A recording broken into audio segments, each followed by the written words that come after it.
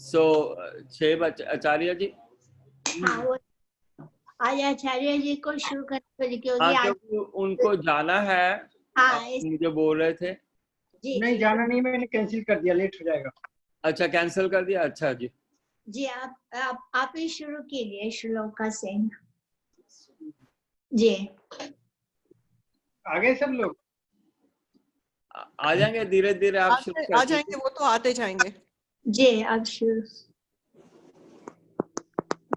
हम म्यूट कर लेते हैं अपने आप को।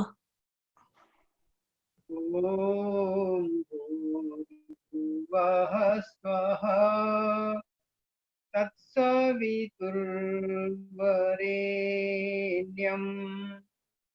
भर्गो देवस्य धीमहि धियो यो नः प्रचोदयात्। तुमने हमें उत्पन्न किया,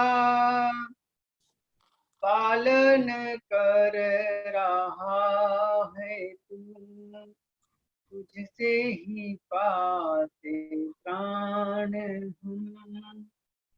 दुखियों के कष्ट हरता है तू, तेरा महान तेज है छाया हुआ सभी स्थान। सृष्टि की वस्तु वस्तु में तू हो रहा है विद्यमान।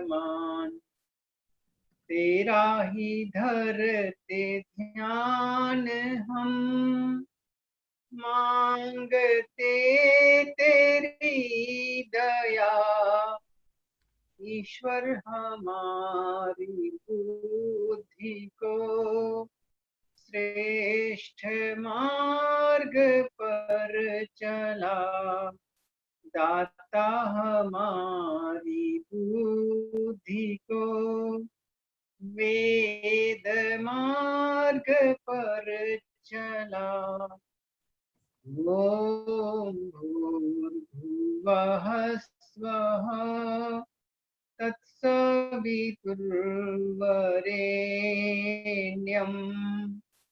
भर्गो देवस्य धीमहि धियो यो नः प्रचोदयात्।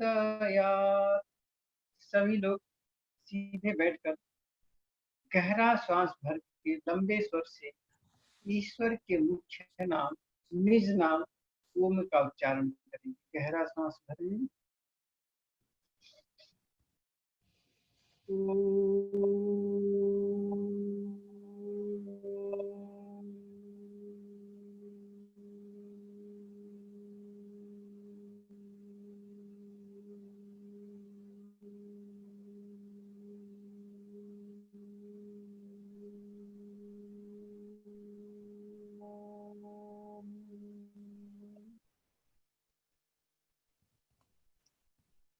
आदरणीय भावना जी, अरुण जी और सभी सत्संग प्रेम बंधु माताओं बहनों, मैं डॉक्टर दयाशंकर विद्यालंकार, योग और भारतीय संस्कृति के आचार्य, consulate general of India New York की तरफ से आप सभी लोगों का स्वागत और वंदन करता हूं। संसार में जितने भी मनुष्य पशु प्राणी आदि हैं, सभी लोग दुख से छूटना चाहते हैं, सुख को प्राप्त करना चाहते हैं और सभी लोग मृत्यु से बचना चाहते हैं। कोई भी मरना नहीं चाहता है, लेकिन मरने से बचने के उपाय को कोई भी नहीं करना चाहता। तो महर्षि पतंजलि और वेद के वाक्यों को हम कुछ चर्चा करेंगे। मृत्यु क्या है? तो महर्षि पतंजलि ने कहा 5 प्रकार के क्लेश होते हैं, दुख होते हैं। क्लेश माने दुख। अविद्या, अस्मिता, राग, द्वेष और अभिनिवेश, ये 5 प्रकार के दुख होते हैं। इन दुखों से छूटना चाहते थे। अविद्या क्या है? जो पदार्थ जैसा है उसको वैसा नहीं मानते, कुछ और मानते हैं। ये अविद्या के लक्षण है। जैसे आत्मा कभी मरता नहीं है, लेकिन हम क्या मानते हैं? आत्मा मर जाता है। सभी मानते हैं, शब्दों से हम कुछ भी कहते हैं, लेकिन जब किसी व्यक्ति की मृत्यु निकट आती है तो क्या सोचता है? हम मर रहे हैं, शरीर से हमारी जीवात्मा अलग हो रही है। और अनित्य को हम नित्य मानते हैं। जैसे शरीर है, नष्ट होने वाला है, घर, मकान, दुकान, गाड़ी, ये सब खराब होने वाली, नष्ट होने वाली, लेकिन हम क्या करते हैं? जो हम व्यवहार करते हैं इनके साथ में, ऐसा व्यवहार करते हैं जैसे ये कभी नष्ट नहीं होंगे। आप लोग बीच बीच में कुछ प्रश्न उत्तर करना हो तो कर सकेंगे, बीच में पूछ भी सकते हैं। और आप लोगों के सत्संग में मुझे एक कमी दिखाई देती है कि बच्चे नहीं दिखते हैं, बड़े बड़े लोग ही दिखते हैं। अगर आप बच्चों को इन कार्यों में नहीं इन्वॉल्व करेंगे, फिर आप सोचते हैं कि बच्चे हमारे बड़े होकर के हमारे बन के रहें। क्यों बन के आपके रहेंगे? इसलिए ऐसे सत्संगों में बच्चों को यदि लेकर के जाएंगे, उनका इंटरेस्ट बनेगा और फिर उनके जीवन में पवित्रता, निश्चलता आ सकती है। तो महर्षि पतंजलि ने कहा अनित्य को नित्य मानते हैं। जैसे शरीर, जमीन, धरती, गाड़ी, ये सब नष्ट होने वाला है। हम कितना भी जोर लगा लें, हम कभी बच्चे थे, बच्चे से बढ़ते गए और बड़े होते होते फिर बीमार होके बूढ़े होने लगे, और एक दिन ऐसा आता है कि हम शरीर से पूरा हो जाते हैं, शरीर मिट्टी में मिल जाता है। तो ये शरीर नष्ट होने वाला है, लेकिन हमारा जो व्यवहार होता है वो व्यवहार कैसा है कि हम मरेंगे नहीं, हम नष्ट नहीं होंगे, ये शरीर नष्ट नहीं होगा, ऐसा व्यवहार करते हैं। जबकि आत्मा कभी नष्ट नहीं होता है, लेकिन हमारा व्यवहार कैसा होता है? आत्मा के साथ तो कहते हैं कि आत्मा मर जाएगा, ऐसा लगता है कि शरीर अगर गया तो कहते हैं ना फलाना मर गया। अरे उसकी आत्मा थोड़ी न मरी है, शरीर नष्ट हुआ है। कर्म हमारे नहीं नष्ट हुए, कर्म फल हमारे रहते हैं। इसीलिए हम आपको अगले जन्म में क्या बनना है, पिछले जन्म में हम क्या रहे होंगे, वेद के प्रमाण है, उसके आधार पर हम मूल्यांकन कर सकते हैं पहले हम क्या रहे होंगे। इस विषय पर आज हम चर्चा करने का प्रयास करेंगे। कहते अविद्या, अस्मिता। अस्मिता कहते हैं दिग्दर्शन सत्य और एकात्मते वास्मिता, मतलब आत्मा को और शरीर को हम सभी प्राय एक समझ लेते, अलग अलग नहीं मानते। ये हम जीवन में एक बड़ी भूल करते हैं, ये दोनों अलग अलग अलग अलग। राग, जिन पदार्थों से हमको सुख मिलता है, जैसे कोई पदार्थ भोजन में अच्छा लगा, उसके प्रति हमें राग हो गया, कोई वस्त्र हमने अच्छा देख लिया, उसके प्रति राग हो गया, ऐसे हम राग रखते हैं।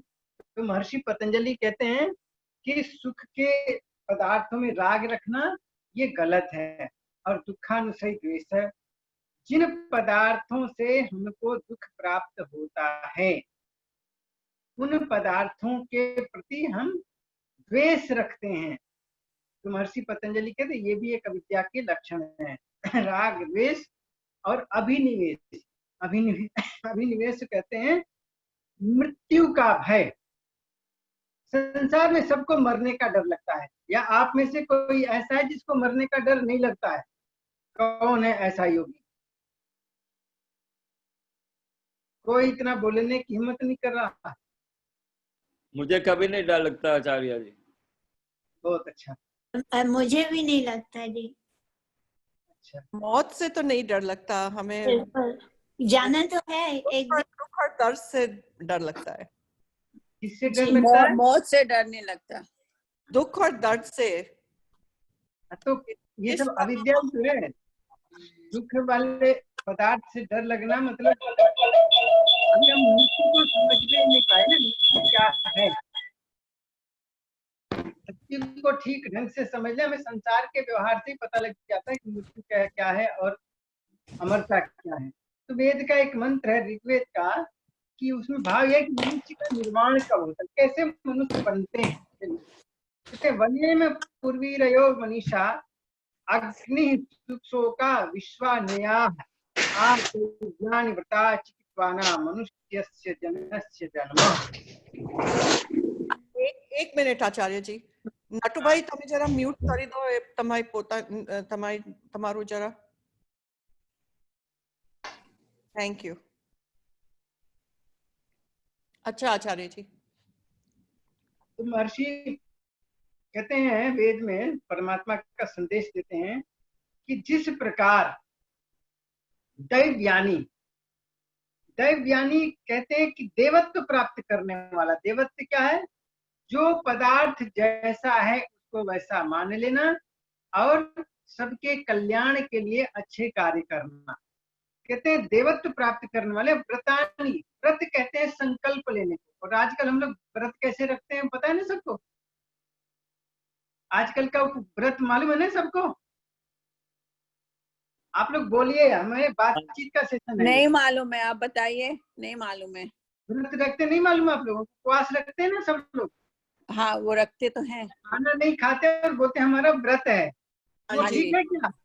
हैं? हाँ जी, वो सही है क्या ऐसा करना?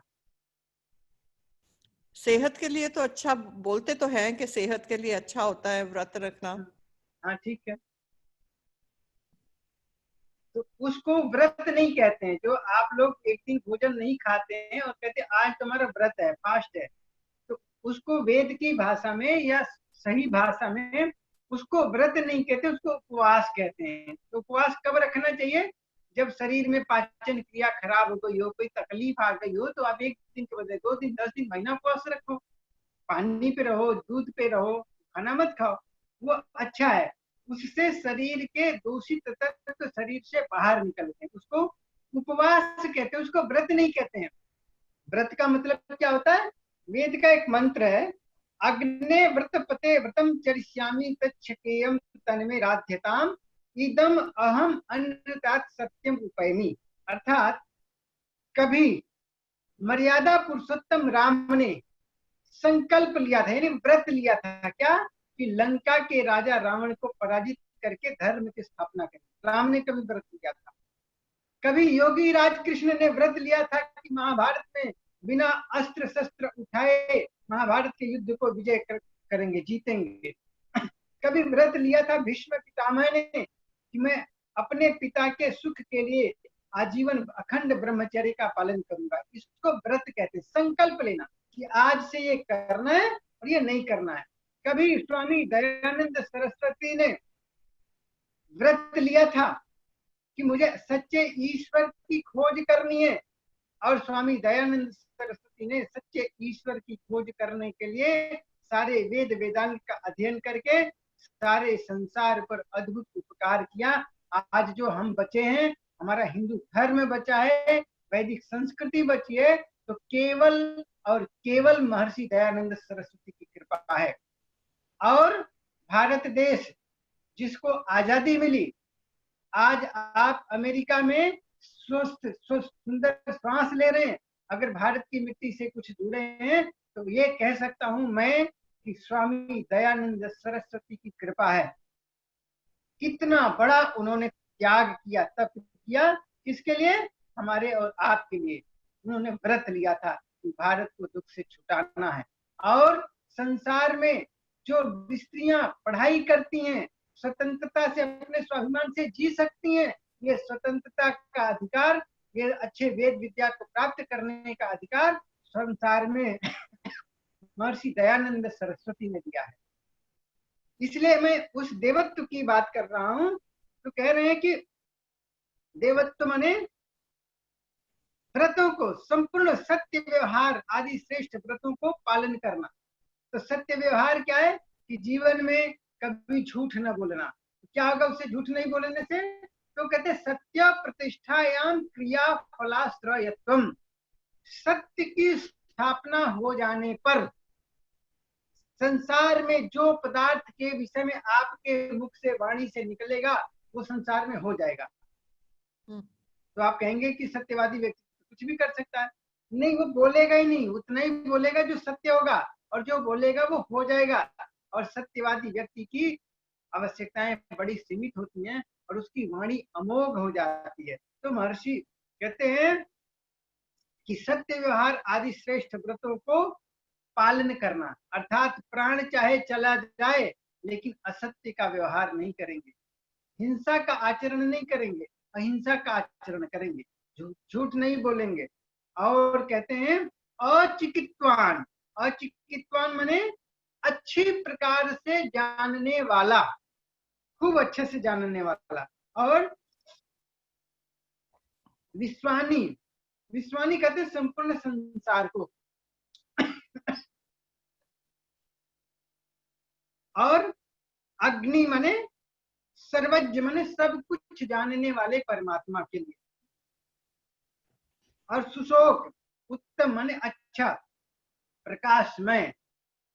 अर्य, अर्य माने भी, आस्या माने प्राप्त है उसी प्रकार हम लोग। मनीषा माने बुद्धि से, मनन शक्ति से क्या करें कि आदर पूर्वक सेवन करें। यही मनुष्य जाति के प्राणी का कर्तव्य है। इस मंत्र में दो बातें मुख्य रूप से कही गई हैं।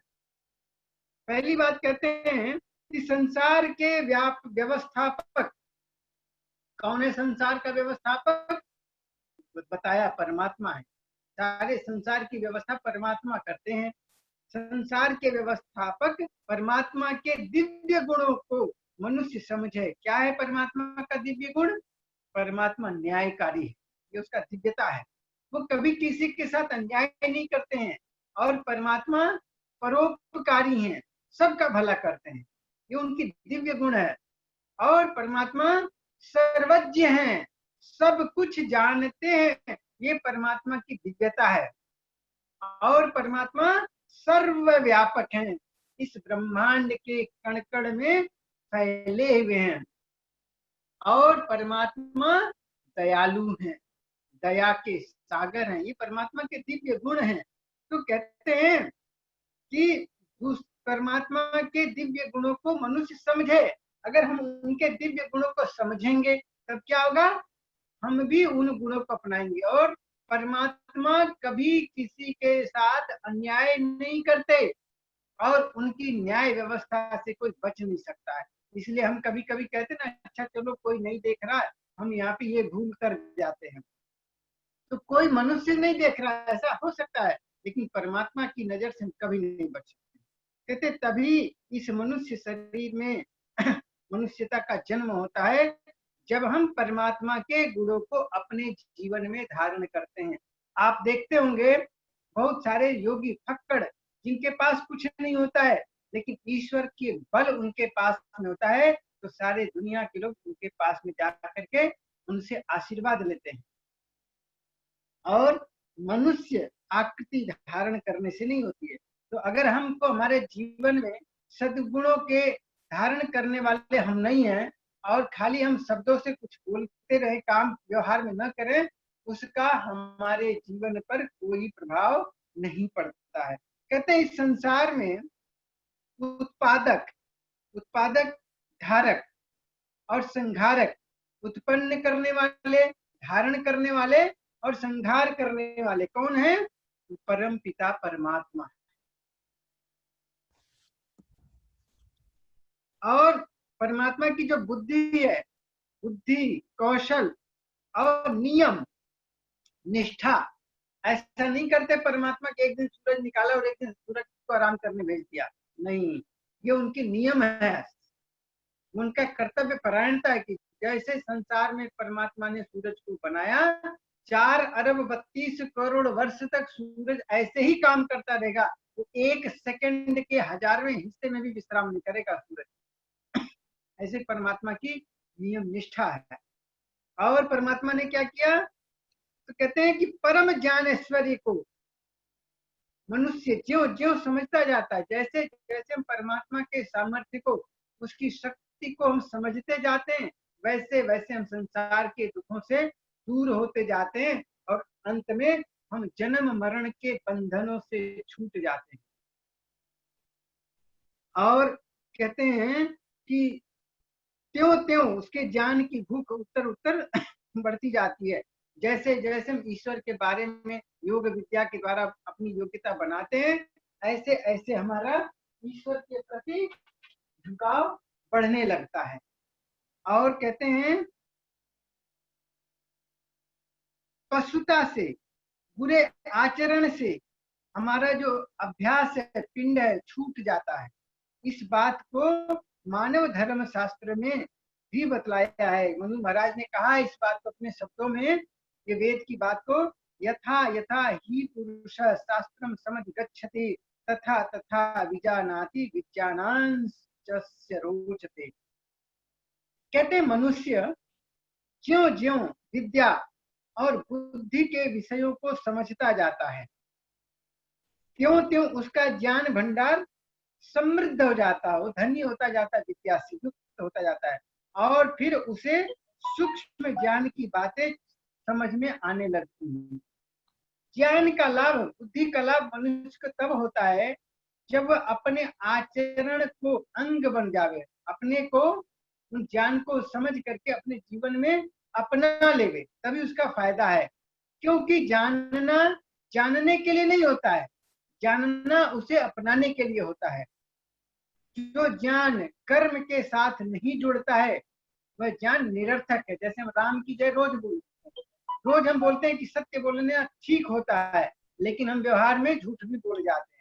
तब वो सत्य बोलना अच्छा है, वो ज्ञान हमारा शब्दों में रह गया, वो हमारे कर्म में नहीं उतरने से उसका हमारे जीवन में कोई लाभ नहीं होता है।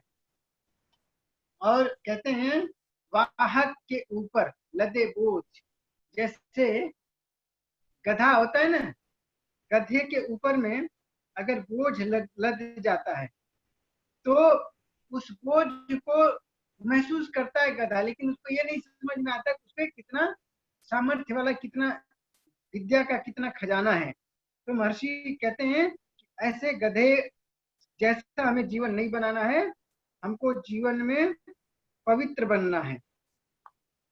कहते हैं जैसे खरगोश खरस चंदन भारवाही भारत से वित्ता न तू चंदन से, जैसे गधे के ऊपर चंदन लदा है तो वह उसके बोझ को तो अनुभव करता है, परंतु चंदन के क्या लाभ होते हैं उसका उस गधे से कोई लेना देना नहीं होता।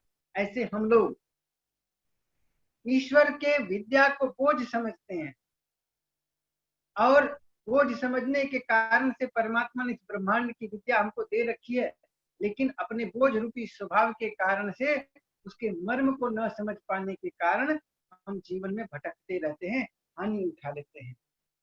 कहते हैं वह इस बात को नहीं जानता, सामान्य व्यक्ति भी यह जानते हैं कि मलेरिया ज्वर की निवारक औषधि कुनिन है। इस प्रकार मनुष्य शरीर मिलने पर 6 प्रकार के पशुता हमारे जीवन में हाथ साथ लगी है। क्या 6 प्रकार के दोष हमारे जीवन में होते जो मनुष्य प्राप्त करते हैं? क्या क्या?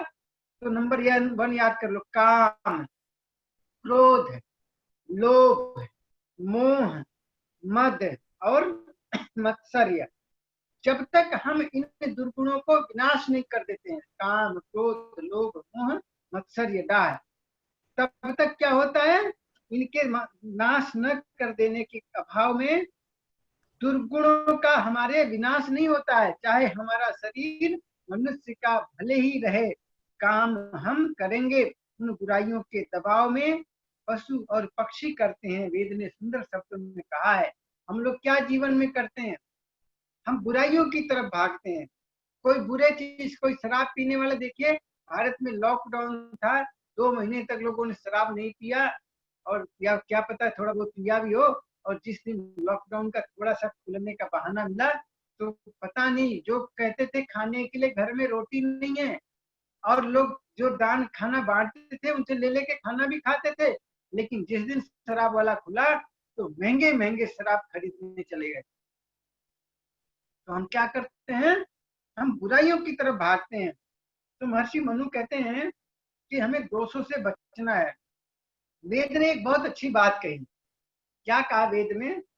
अथर्ववेद का मंत्र है, 8वें कांड का चौथा सूक्त का 22वां मंत्र है उलूकयातुम, सुसुलूकयातुम, जहि स्वयातुम, उत्कोकयातुम, गृध्रयातुम, सुपर्णयातुम, त्रिशदेव प्रमृड रक्षंका। ये 6 बातें ऐसी बतलाई हैं। वेद कहता है हे मनुष्यों, तुम इन इन आदतों को छोड़ दो। अब इसमें बड़ी गहरी बात है, हम लोग अपने जीवन का मूल्यांकन कर सकते हैं अभी। इसी के आधार पर हमारा पिछला जन्म क्या हो सकता था, क्या रहा है, अभी कैसे हम मनुष्य बने हैं और अगला क्या बन सकता है। इस मंत्र में बहुत सारी बातें हैं और इसमें हम पुनर्जन्म के बारे में, पिछले जन्म के बारे में भी हम चर्चा भी करेंगे बहुत गंभीरता से और बहुत विस्तार से।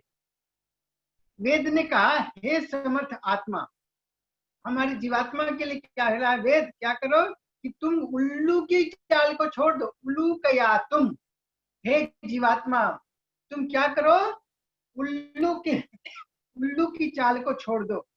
अर्थात उल्लू क्या करता है, उल्लू मोहयुक्त व्यवहार करता है। क्या करता है उल्लू, रात में जागता है, दिन में सो जाता है, और रात में जो पक्षी सोए होते हैं उन सोए हुए पक्षियों पर उल्लू हमला करता है और उनको मार के खा जाता है।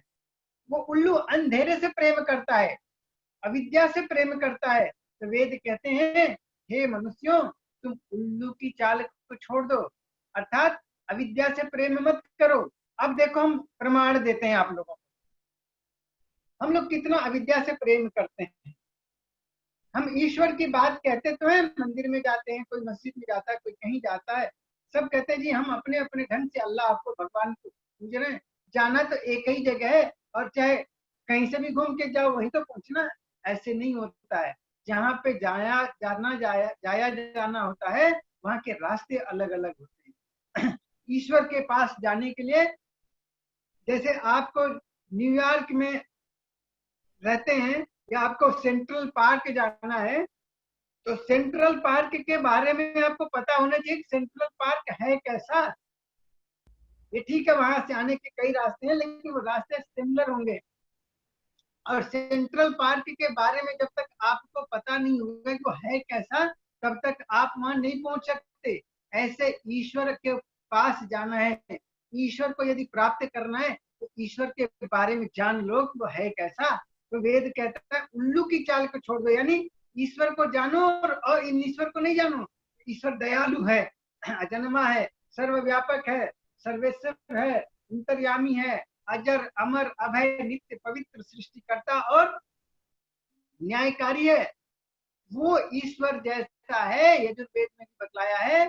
सपर्यगा शुक्रम अकायम वर्णम अस्नाविरम शुद्धम पाप विद्धम कबीर मनीषी परिगु स्वयंभुर याता तत्व व्यर्था अर्थान यद्धाच्छा सुतिभ्य समाभ्य। वेद कहता है उल्लू की चाल को छोड़ दो, अर्थात एक लाइन में कहना चाहे तो उल्लू अंधकार को पसंद करता है और प्रकाश से घबराता है, डरता है। ऐसे संसार में जो मूर्ख व्यक्ति है वो विद्वानों से डरता है, विद्या से डरता है, सच्चे ईश्वर को नहीं पाना चाहता है, नकली ईश्वर के पास भटकता रहता है। संसार में ज्यादातर लोगों की यही कहानी है। तो वेद कहता है उल्लू की चाल को छोड़ दो। फिर कहते हैं सुसलूक यातुन, सुसलूक कहते हैं भेड़िए को। तो कहते हैं जो अंधेरे में जब प्राणी निद्रा मग्न रहता, सोया रहता है, तब वह जो उल्लू होता है उसको शिकार करता है, उसको प्रहार करता है और अपना जीवन चलाता है। इसी प्रकार मनुष्यों में दूसरों के अज्ञान का लाभ उठाकर हम मनुष्य क्या करते हैं, जो व्यक्ति अज्ञानी है, जो कम समझ वाला है, उसको मूर्ख बना करके कभी उसका धन हड़प लेते हैं, कभी उसको धोखा दे देते हैं, कभी उसको मार देते हैं, कुछ भी कर जाते हैं। ये उल्लू की चाल है। हे मनुष्यों, अगर तुम सुखी रहना चाहते हो तो क्या करो, उल्लू की चाल को छोड़ दो। कहते हैं मनुष्यों में दूसरों के अज्ञान का लाभ उठाकर कुछ लोग अपना काम चलाते हैं, कारोबार करते हैं। यह वृत्ति क्या है, ये वृत्ति महर्षि कहते हैं ये उल्लू की वृत्ति है, मूर्खता की वृत्ति है। वृत्ति माने संस्कार है, आदत है, गलती है, ऐसा नहीं करना। क्यों? मनुष्य का कर्तव्य है कि अबोध माने जिनकी बुद्धि और जिनकी समझ कम है और अज्ञानियों का वो प्रकाश का मार्ग बतलाएं। तो हमारा क्या कर्तव्य है कि हम अंधेरे की ओर न जाएं खुद और न किसी को जाने दें। हम क्या करें? उजाले की ओर जाएं। असतो मां सतगमय तमसो मां ज्योतिर्गमय मृत्युर मां अमृतंगमय।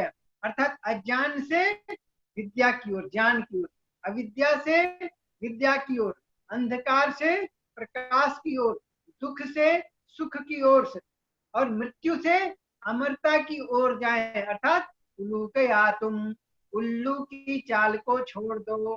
ठीक है।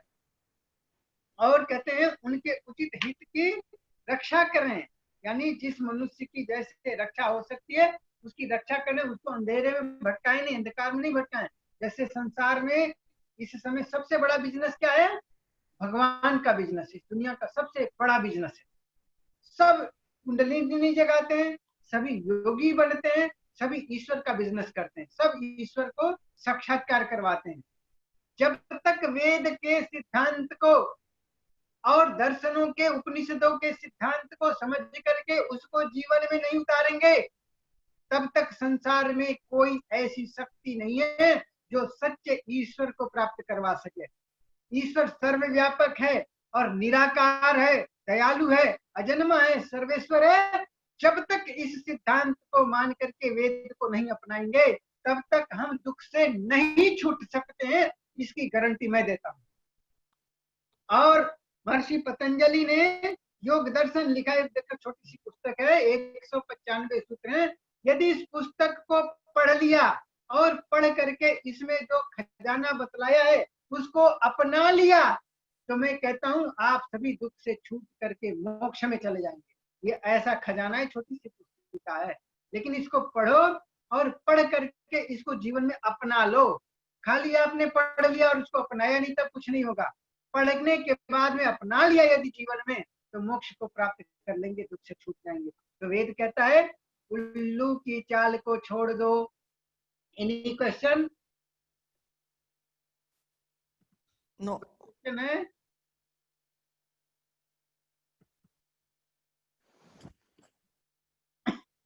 कोई क्वेश्चन है आप लोगों को? आवाज आ रही है?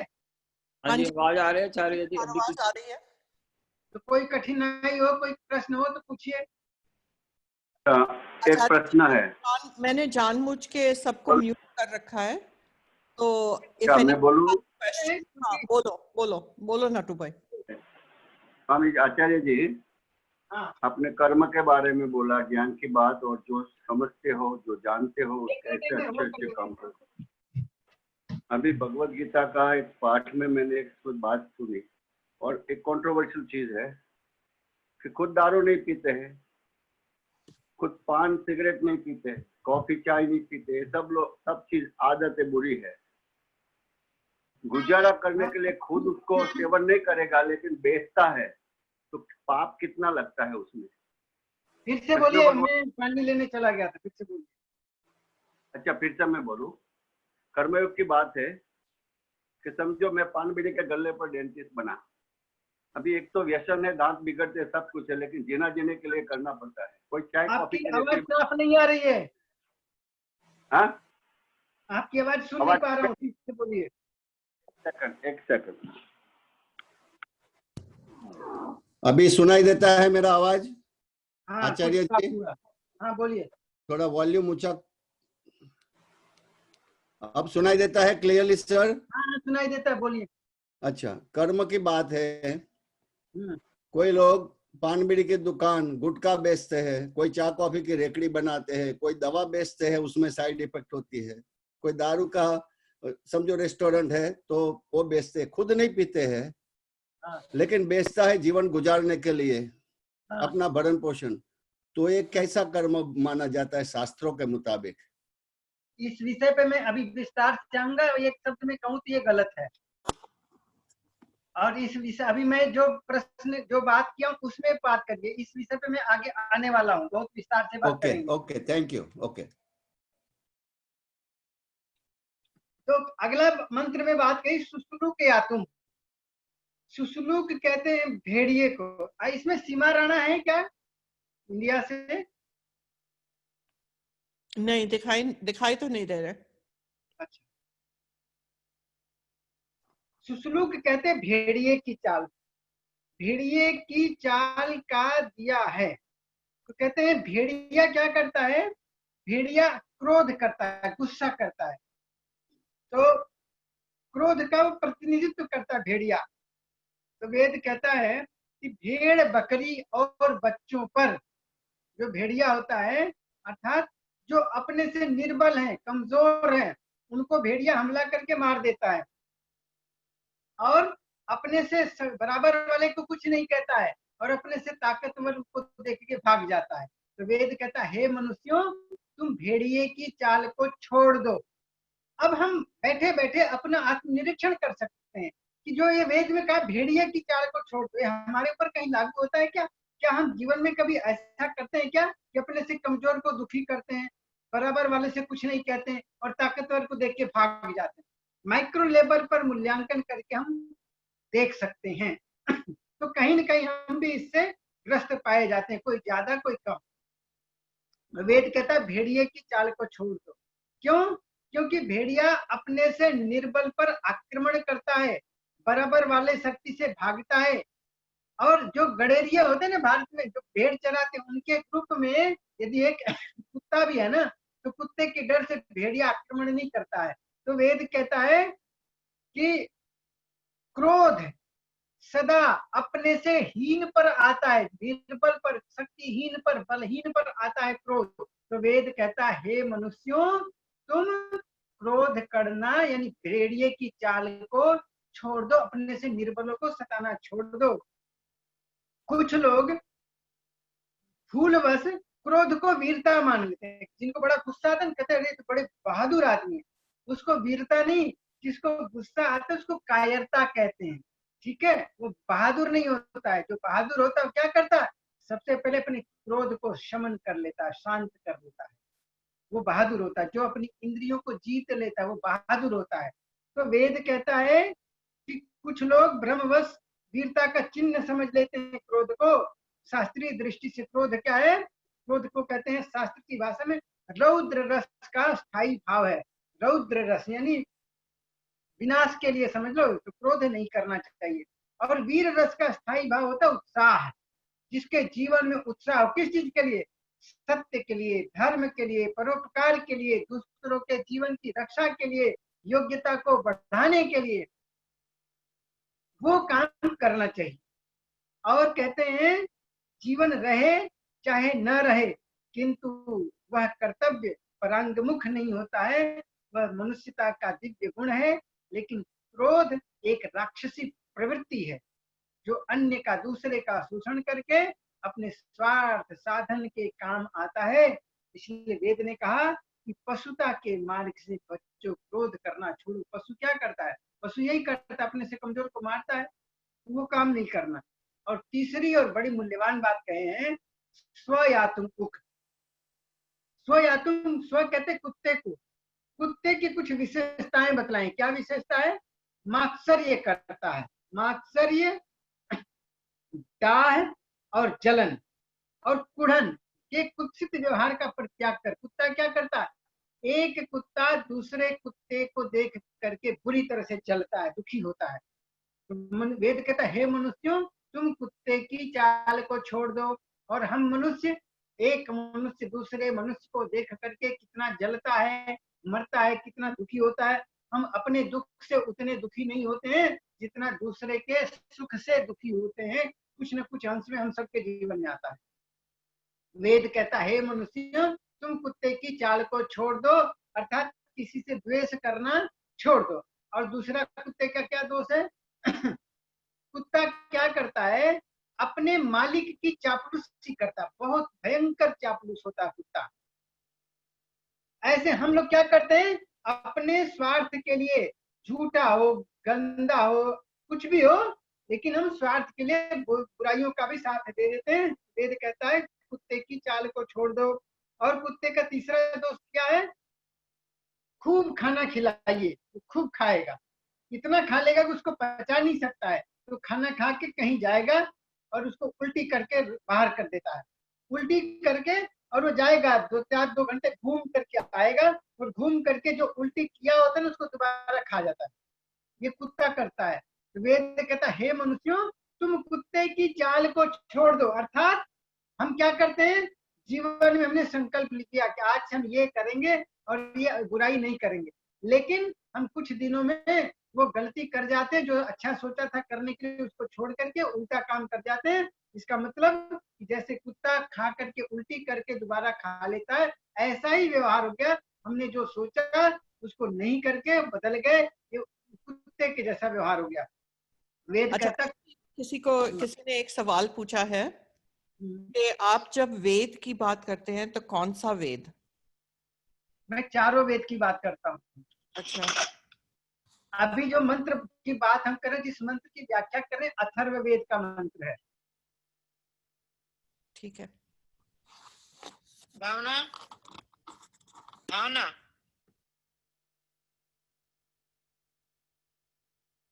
आगे कहते हैं कोकयातुम। कोक नामक एक पक्षी होता है जिसको चिड़े भी कहते हैं। वो क्या करता है, वो काम वासना के वशीभूत रहता है। काम वासना उस पक्षी में बहुत ज्यादा रहती है। तो कोक नामक पक्षी कहते हैं वो अमर्यादित भोग भोगता है, पशुता है। वेद कहता है हे मनुष्यों तुम अमर्यादित भोग को मत करो। आज दुनिया में काम वासनाएं भरी पड़ी हैं। काम वासना को बढ़ाने के लिए संसार में एक से बढ़कर के एक उपाय करते हैं। इंटरनेट से लेकर के खाना पीना पहनना सब कुछ हमें कामुक बना रहा है। तो वेद कहता है मनुष्यों तुम काम वासना को छोड़ दो। तो क्या तुम क्या करो, इससे पिंड छुटाओ। अर्थात काम वासना से भी मनुष्य का विनाश होता है, जो दुनिया में हो रहा है, जो चाइना ने फैलाया है। किसके लिए फैलाया है? धन के लिए। धन क्या करेंगे, काम वासना ही तो करने के लिए धन कमाते हैं।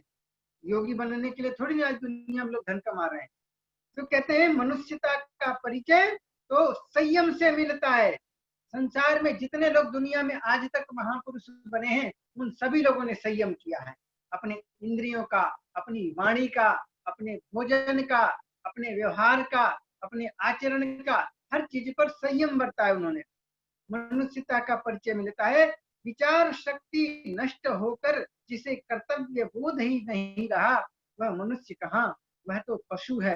अतः काम के दुर्गुण का छोड़ देना यह आवश्यक कार्य है। अगली बात कहते हैं सुपर्णयातु। सुपर्ण कहते हैं गरुण नामक पक्षी को।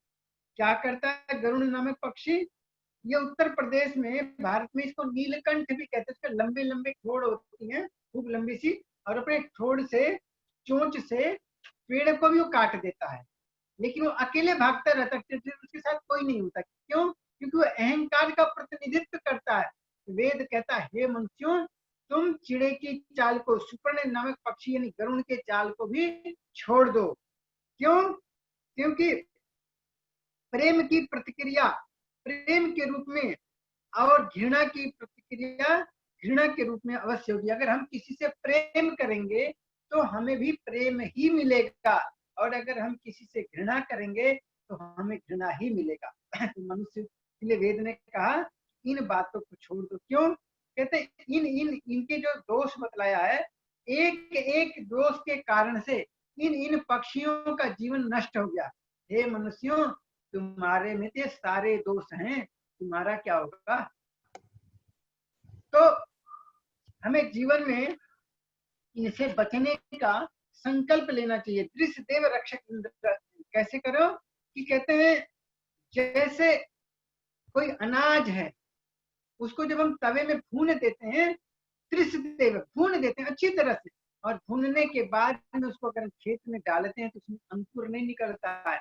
ऐसे हमारे जीवन में जो काम वासना दुर्गुण आदि हैं, इनको योग साधना के बल पर इनको भून दो, नष्ट कर दो।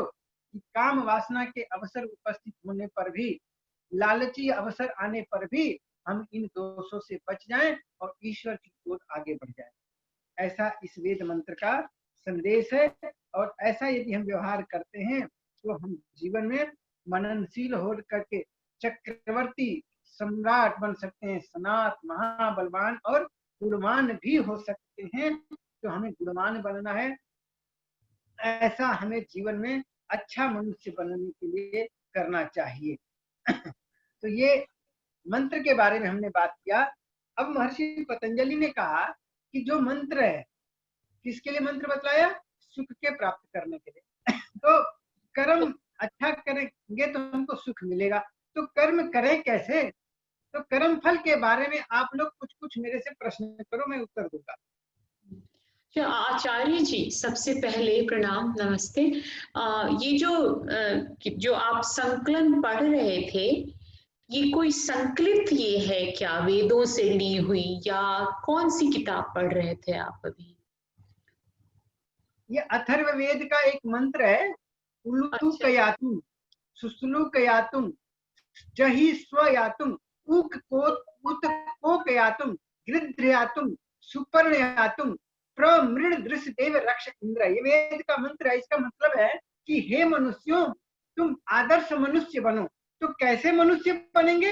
ये वेद मंत्र में बतलाया है कि इन इन आदतों को छोड़ दो, तब आप मनुष्य बन सकते हैं। तो ये वेद मंत्र के मैंने एक्सप्लेन किया, अथर्ववेद के मंत्र का।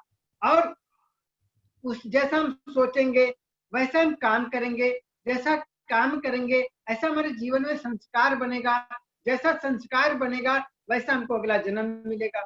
और जो अभी मिला है ये पिछले जन्म का है। तो मैं पूर्व जन्म को भी आपको दिखा दूंगा। पहले तो मुझे ये बताओ, ऐसे कितने लोग हैं जो पुनर्जन्म को नहीं मानते हैं? ऐसा कोई है? अगला जन्म होगा कि नहीं होगा मानते हैं या नहीं मानते हैं या पता ही नहीं है, ऐसा कोई है? सबको आवाज आ रही है? मेरा ख्याल तो कोई नहीं ऐसा आचार्य जी जो नहीं मानता। सब लोग मानते हैं। अच्छा, तो पुनर्जन्म अगर मानते हैं तो किस प्रकार के कर्म करते हैं हम, तो हमको कैसा जन्म मिलता है? इसके बारे में कोई हमको कुछ उत्तर दे सकते हैं? फिर से जरा पूछिए सवाल।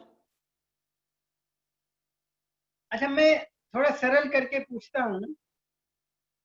कुछ लोग कहते हैं जैसे किसी का एक्सीडेंट हो जाता है तो लोग कहते हैं कि उसने ऐसा कर्म किया था और उसका ऐसे ही मरना लिखा हुआ था। तो ये सही है या नहीं सही है? तो ऐसा भी मानता है आचार्य जी कि पल पल का हिसाब है, वो पल जो है वहां तक ही था उसका। तो ये प्रश्न जो करिए ना, साफ साफ क्लियर पता लगे क्या कहना चाह रहे हैं और वो सबको समझ में आए, क्योंकि सबको समझाना भी है ना। तो क्या कह रहे हैं मुझे समझ नहीं आया प्रश्न।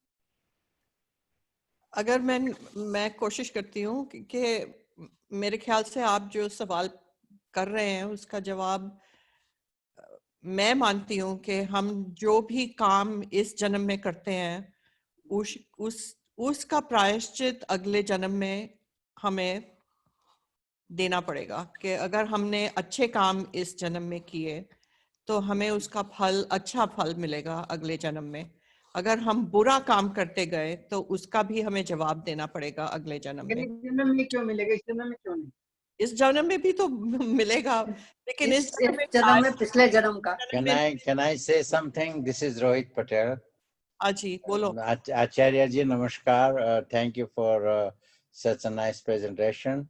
But about the karmas, I think there is a theory of karmas and the different type of karmas, and the karmas never leave you.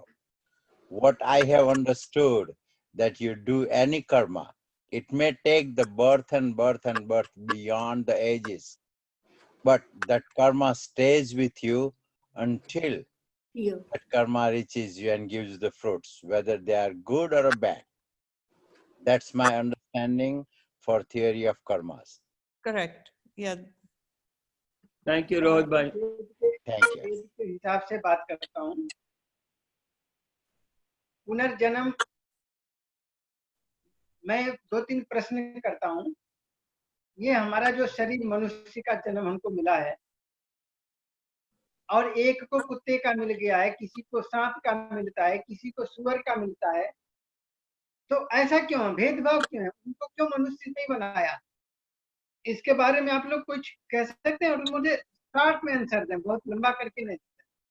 क्योंकि हम अगले जन्म में क्या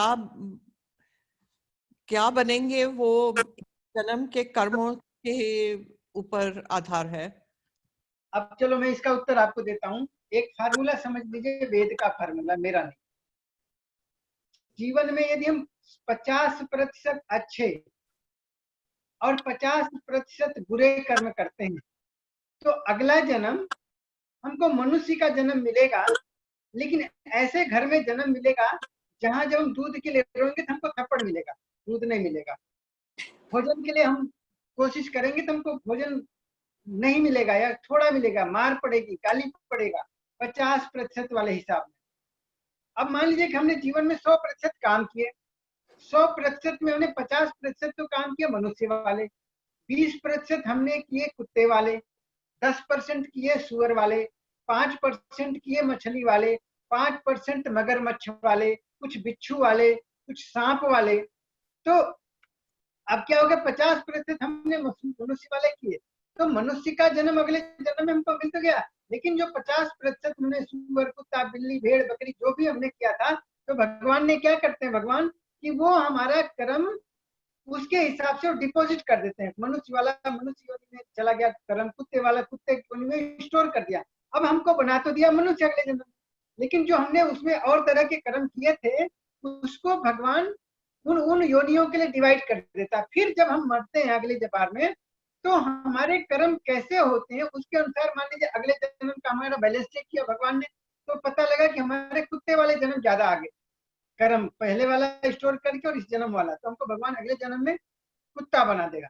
अब कुत्ते में भी कुछ कुत्ते ऐसे होते हैं जिनको लोग डंडे लेके भगाते रहते हैं, कुछ कुत्ते ऐसे होते हैं जिसको उनका मालिक उनको कार में घुमाता है, साबुन से नहलाता है, उसकी सेवा करता है, उसको खाना खिलाता है। तो उसका मतलब कि कुछ कर्म उसके ऐसे थे कि वो कुत्ता तो बन गया, लेकिन कुछ कर्म ऐसे थे कि उसको जन्म से और मृत्यु पर्यंत उसको वो सारी सुविधाएं मिलेंगी जो उसके लिए अच्छा है। ये हमारे कर्म फल सिद्धांत में आता है। और जो हमको जैसे कहते हैं, जो हमें ये मनुष्य का शरीर मिला है, ये संसार में सबसे अच्छे कर्मों का सबसे अच्छा फल ये मनुष्य शरीर मिला है। तो जैसे हम पैदा हुए थे, पैदा होते ही हमारे पास में ऐसा कोई काम करने की व्यवस्था नहीं थी, क्योंकि कर्म पहले फल बाद में। ये ठीक है, या पहले फल मिल जाए हम कर्म बाद में करते रहें, ये ठीक है? मैं पूछ रहा हूँ आपसे। नहीं, पहले कर्म करें फिर उसका फल। हाँ, पहले कर्म फिर उसके बाद में फल। तो हमको ये मनुष्य का जन्म जो मिला है, उससे अच्छे कर्म का सबसे अच्छा फल, जब हम पैदा हुए थे तो पैदा होते समय हम कुछ करने लायक नहीं थे, तो जो हम मनुष्य के रूप में पैदा हुए थे इसके लिए हमने कर्म कब किए थे? तो इसका उत्तर आता है पिछले जन्म में। तो पुनर्जन्म सिद्ध हो गया। तो ये हमारा पुनर्जन्म। और इसमें फिर आती है एक बात, जैसे मान लीजिए कि किसी की मृत्यु हो गई एक्सीडेंट से, तो लोग क्या कहते हैं कि उनका ऐसे ही लिखा था और ऐसे उनकी मृत्यु हो गई एक्सीडेंट से। और जिसने एक्सीडेंट किया उसको फिर इनाम मिलना चाहिए, उसको पकड़ना चाहिए। जिसने एक्सीडेंट किया, हाँ, जैसे मान लीजिए गलती से हुआ, किसी ट्रक वाले ने मुझे एक्सीडेंट करके मार दिया, और फिर आप लोगों ने कहना शुरू किया कि अरे आचार्य जी का तो ऐसे ही लिखा था, ट्रक से आएगा, ट्रक वाला दबा देगा, मर जाएंगे। तो अगर मैं ट्रक के दबाने से मर गया तो ट्रक वाले को इनाम मिलना चाहिए या उसको जेल जाना चाहिए? पनिशमेंट तो मिलनी चाहिए। वो डिपेंड करता है कि अगर उसकी गलती थी और उसने, जैसे मान लीजिए अगर वो ट्रक वाला पी के चला रहा हो और फिर उसका एक्सीडेंट हुआ तो फिर उसको तो दंड मिलना चाहिए। लेकिन कभी कभी एक्सीडेंट होता है, नहीं, आप विषय सामने कोई जानवर आ गया और वो जानवर को बचाने के लिए उसने आप विषय कहीं और ले जा रहे हैं। मैं जो कह रहा हूँ उस प्रश्न पे रहिए। अच्छा। मैं कह रहा हूँ आप लोग भी कहते हैं, जैसे किसी का एक्सीडेंट हो गया, कोई मर गया, तो क्या कहते हैं, सब दुनिया में प्रचलित है, अरे उनका ऐसे ही लिखा था, वो मर जाएंगे, तो एक्सीडेंट में लिखा था मरना, मर गए। तो अगर लिखा था भगवान ने, जैसा लोग कहते हैं, मैं नहीं कह रहा, अगर ऐसी बात सत्य है तो कोई ट्रक वाले ने अगर हमारा एक्सीडेंट कर दिया तो ऐसे परिस्थिति में ट्रक ने भगवान के आदेश का ट्रक के ड्राइवर ने पालन किया। पुलिस सरकार के आदेश का पालन करती है, डाकू को पकड़ती है, मारती है तो उसको इनाम मिलता है। तो जिसने संसार के सबसे मालिक, बड़े मालिक परमात्मा के आदेश का पालन करके ट्रक चला करके और हमको दबा के मार दिया, तो ऐसे ट्रक ड्राइवर को तो इनाम मिलना चाहिए शर्त के अनुसार। नहीं तो ट्रक वाले को भी तो हाउ आई से, ट्रक वाले ये उसके कर्म, ट्रक वाले के कर्म हो गया ना, उसका ट्रक वाले का कर्म हो गया ना, तो उसका कर्म, उसकी जो कर्म का रिजल्ट है उसको भी तो मिलना चाहिए ना, कॉन्सिक्वेंस। नहीं नहीं, आप हमारे प्रश्न को ही नहीं समझ रहे। नहीं, मैं समझ रही हूँ कि अगर उसकी मौत हो गई तो वैसे भगवान ने कहा था उसको साधन बनाया। भगवान के सुनो, जब भगवान के आदेश का ट्रक वाले ने पालन किया और मुझे एक्सीडेंट करके मार दिया तो उसने अच्छा काम किया। तब पुलिस वाला भी तो भगवान के आदेश का ही पालन करेगा ना, जो उसको सजा देगा। क्या? जो उसको सजा देगा वो भी तो भगवान की ही आदेश का पालन कर रहा है ना। वो आदेश नहीं होते हैं। अगर कोई, आप स्कूल में पढ़ती हैं और पढ़ाते पढ़ते समय अध्यापक आपकी गलती को आपको दंड देते हैं, तो फिर अध्यापक को दंड नहीं मिलता है, अध्यापक को इनाम मिलता है कि आपने हमारे बच्चे को अच्छा पढ़ा करके सुधारा है। वो उसका कर्म था। उसका पालन किया ट्रक के ड्राइवर ने, उसको इनाम मिलना चाहिए। और अगर उसको पकड़ते इसका मतलब भगवान ने उसको नहीं कहा कि आप ट्रक से दबा दो किसी को। क्यों? क्योंकि ट्रक के अब इस सिद्धांत को मैं दूसरे रूप में कहता हूँ। परमात्मा ने ये नहीं कहा कि तुम किसी को दबा के मार देना। क्यों? क्योंकि ट्रक वाला जज नहीं है। और क्या ट्रक वाले ने अगर मुझे एक्सीडेंट करके मारता है तो क्या उसको पता है कि मैंने कौन सा गलत कर्म किया था पिछले जन्म में और कितना किया था, और उसको मारने का लाइसेंस भगवान ने दे रखा है? इसका उत्तर भगवान ने नहीं दे रखा है। तो ये जो लोग कहते हैं कि उसका ऐसे ही लिखा था ट्रक से मर जाएगा, ये झूठ बोलते हैं।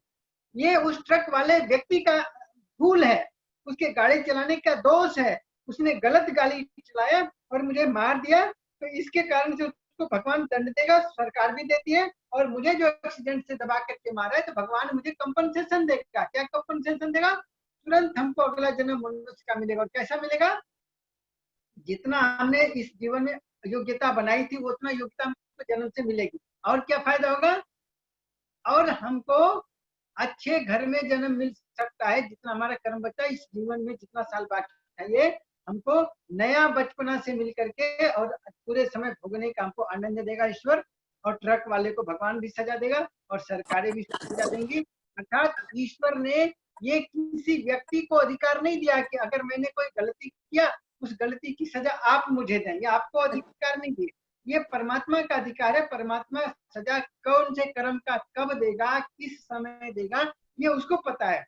जैसे कभी सरकार के लोग सजा देते हैं, वकील, जज, पुलिस, तो वो कई बार जैसे मान लीजिए कि कोई जज है, किसी केस में उसने सुनवाई किया, तो इस व्यक्ति को 5 साल की सजा देते हैं, उसका सजा देना बिल्कुल ठीक भी है, उतना ही बनता है सजा। लेकिन सजा देते समय यदि उसके मन में राग आ गया या द्वेष आ गया कि बड़ा ताकतवर बनते थे, देखो मेरी कलम की ताकत में तुम्हें जेल डाल सकता हूँ, तो उसके न्याय में अन्याय हो गया। क्यों? क्योंकि उसके मस्तिष्क में पवित्रता नहीं रही है। और परमात्मा जब हमको सजा देता है तो उसके मन में द्वेष नहीं होता, उसके मन में हमारा कल्याण होता है। जैसे कोई माँ या कोई टीचर अपने विद्यार्थी को या अपने बच्चे को जब दंड देते हैं तो उनके मन में उस बच्चे के लिए द्वेष नहीं होता, उसके सुधार का भाव होते, बड़ी पवित्रता की भाव होती है। ऐसे ही परमात्मा हमारे लिए सुधार की और पवित्रता के भाव रखता है, हमें दुख से छुटाना चाहता है, मोक्ष में भेजना चाहता है। इसलिए कर्म हमेशा ईश्वर के फल देने का अधिकार है। या संसार में जो सरकार के लोग हैं जो न्यायकारी हैं, न्यायकारी की बात नहीं करो, बहुत लोग अन्याय से किसी फर्जी आदमी को भी जेल में डाल देते हैं, वो नहीं, लोग झूठ बोलकर। I have one strange thinking, like भगवान जब जो भी हम कर्म का फल मिलता है, जो भी हम कर्म करते हैं, वो हम भगवान के असाइंड ही हैं तभी कर रहे हैं, राइट? भगवान ने हमारा वो असाइन किया कि मैंने ये करना है, ये करना है, वो करना है, राइट? फिर जो बुरा कर रहा है वो भी भगवान की मर्जी से कर रहा है, जो अच्छा कर रहा है वो भी भगवान की मर्जी से कर रहा है। तो बुरा वाला बुरा क्यों है? वो तो भगवान ने खुद तो आके नहीं मारना ना मुझे, उसने कोई साधन बनाना है, मेरे टाइम पे मेरे को मरना है, तो वो किसी को साधन बना के भेजेगा और मैं मरूंगी, ठीक है। तो जब दोनों चीजें भगवान ने करी तो फिर जो दूसरा साधन बना इस बात का, आई एम सॉरी कि वो बेचारा ही साधन बना, कोई और नहीं बना, पर उसको सजा मिलनी भी क्यों चाहिए, मेरा भी यही क्वेश्चन। पहली बात तो आप ये समझ लीजिए, भगवान ने कोई भी कर्म हम जो करते हैं, आपका भाव एक, भगवान रोकता नहीं, क्यों नहीं रोकता है जब हम गलती करते हैं, यही कहना चाह रही हैं। तो इसका उत्तर ये जान लीजिए कि अगर भगवान हमारे गलती करने पर रोक दे हाथ पकड़ करके, तो उसने हमें कर्म करने की स्वतंत्रता नहीं दी। उदाहरण के लिए, जैसे हम लोग पढ़ाई करते हैं स्कूल में, पढ़ाई करते समय अध्यापक 1 साल तक हमको पढ़ाता है, पढ़ाने के बाद में हमारा परीक्षा लेता है, और परीक्षा के समय में पहले जो अध्यापक हमको रोज प्रश्न का उत्तर बतलाता था, वही अध्यापक हमारी डंडे लेके पहरेदारी करता है कि हम नकल न करें, और लिखते समय हम सही लिखें गलत लिखें तो हमको कुछ नहीं कहता है, और 3 घंटे के बाद में हमारे कॉपी को लेकर के हमको पास या फेल कर देता है। ऐसे ही जब हम दुनिया में आए थे, आने से पहले भगवान ने जब संसार बनाया था, तो 4 ऋषियों को ऋग्वेद, यजुर्वेद, सामवेद और अथर्ववेद की पूरे ब्रह्मांड की विद्या बता दी, और बतला दिया ऐसे खेती करना, ऐसे पढ़ाई करना, ऐसे समाधि लगाना, ऐसे मोक्ष में जाना, सब कुछ बता दिया, और हमको अवसर दे दिया। जब हम कुछ गड़बड़ करते हैं ना, भगवान क्या दया करता है, अध्यापक लोग तो रोकते हैं ना कि मतलब कम से कम डंडा लेके पहरेदारी करते हैं, लेकिन जब भगवान की अदालत में हम जब गलती करते हैं, आप भी रोज देख लेना ध्यान लगा के, जैसे ही हमारे मन में विचार आया कि मैं इसको मारूंगी, ये विचार आते क्या आता है, अंदर डर लगने लगता है, लज्जा आती है, घबराहट आती है, किसी को पता न लग जाए, लोग क्या कहेंगे, ये जब भाव आने लगता है, इसका मतलब भगवान ये कह रहे हैं ये काम ठीक नहीं है, मारने के विचार बदल दो। ये भगवान ने हमको सावधान कर दिया। फिर भी आप नहीं मानती, जब आप मारेंगे तो भगवान हाथ पकड़ कर नहीं रोकेगा। क्यों? क्योंकि भगवान ने वेद में भी बता दिया, और जब आप गड़बड़ करने की सोच रही थी तो भगवान ने हमें सावधान कर दिया। फिर भी आप गड़बड़ करेंगे तो कर लो, तो भगवान क्या करेगा, हिसाब रख लेगा, सावधान कर दिया था। और कुछ कर्मों के फल तुरंत भी मिल जाते हैं, कुछ कर्मों के कुछ दिन के बाद मिलते हैं, और कुछ कर्मों के फल अगले जन्म में मिलते हैं। लेकिन भगवान की अदालत में न पक्षपात है न अन्याय है, मिलेगा जरूर, ठीक है। ये हमारा सोचना इस रूप में होना चाहिए। और दूसरा, हम जब कर्म करते हैं तो कर्म करते समय हमें ईश्वर पर भरोसा होना चाहिए। हमारा ईश्वर पर भरोसा नहीं रहता है, हम अपने आप को या फिर प्रशासन के व्यवस्था को बड़ा या छोटा मान लेते हैं, वो भाव हमें नहीं रखना चाहिए। हम जो भी कर्म करें, ईश्वर ने हमको कर्म करने की स्वतंत्रता दी हुई है, बल्कि प्राप्ति में नहीं, और कभी भी वो हमारे कर्म करने में हस्तक्षेप नहीं करेगा, बुद्धि देगा, ये करो ये मत करो। जब लज्जा घबराहट मन आए तो समझ लेना भगवान मना कर रहा है ये नहीं करना, और जब खुशी हो नहीं ये काम करना, जैसे कभी आपके मन में आया चलो आज हम एक विद्यार्थी को पढ़ने का पैसा देंगे, दान, पूरे समय जब तक पढ़ेगा हम उसको दान दे के पढ़ाएंगे, तो आपके मन में क्या आएगा, हम लोगों को बतलाएं कि हमने एक विद्यार्थी को गोद ले लिया, आपको अच्छा लगेगा।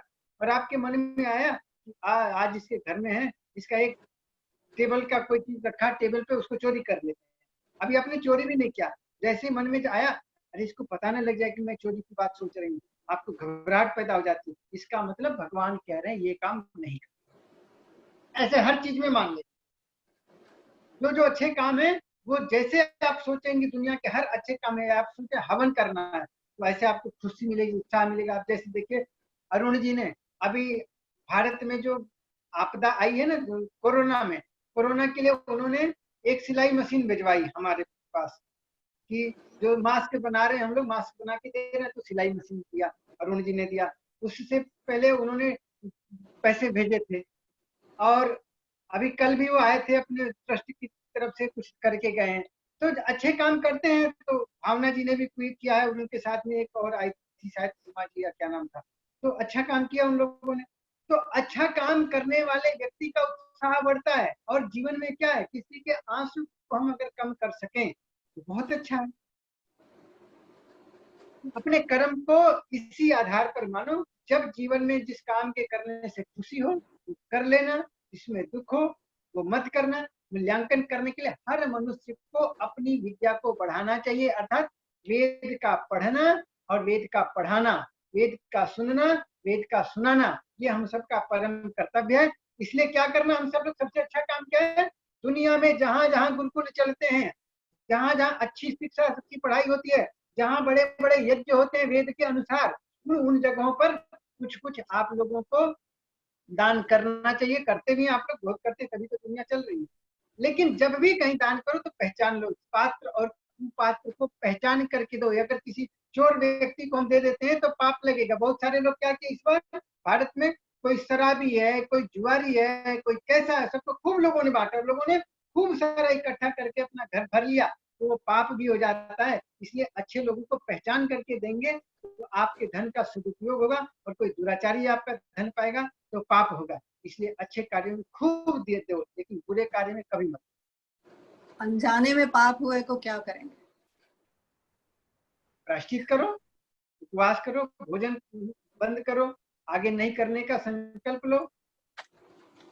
प्रायश्चित करना चाहिए। कोई गलती हो गई तो एक दिन खाना मत खाओ, 2 दिन मौन रहो, मौन लेकर के चिंतन करो कैसे गलती होगी, अब नहीं करेंगे।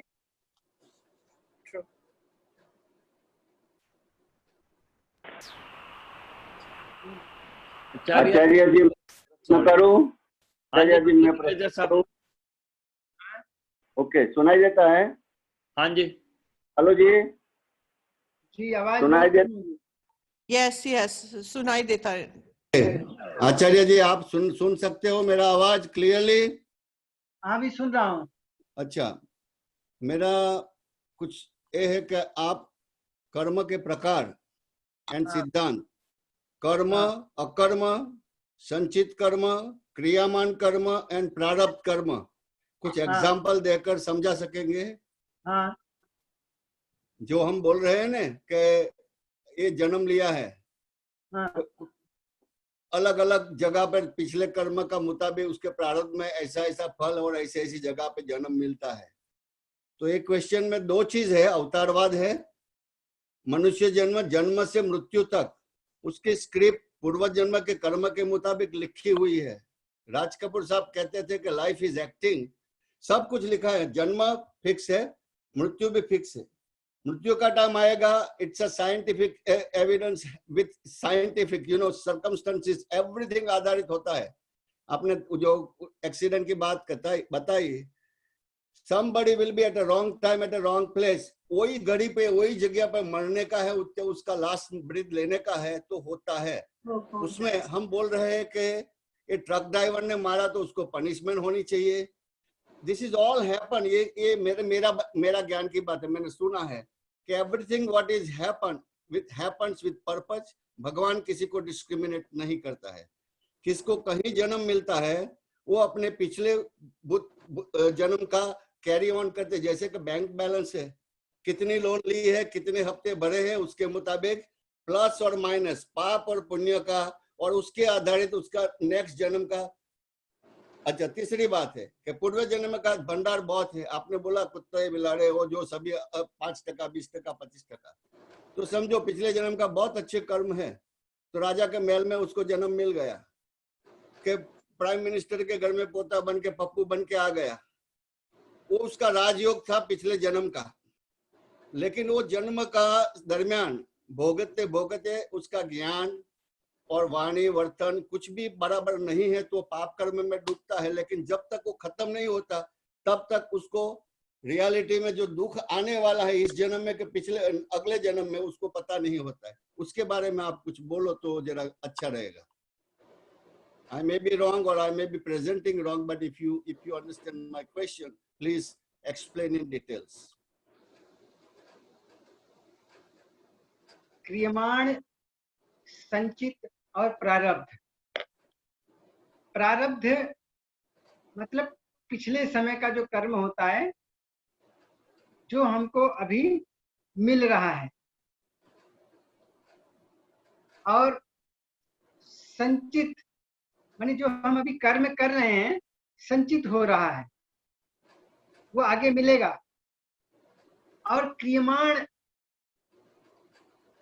जो अभी चल रहा है, जो हम कर्म कर रहे हैं, तो आपने जो बोला कि पप्पू के रूप में कोई आ गए, उन्होंने ये ठीक है पिछले जन्म में कुछ कर्म ऐसे किए थे कि उस परिवार में जन्म मिले।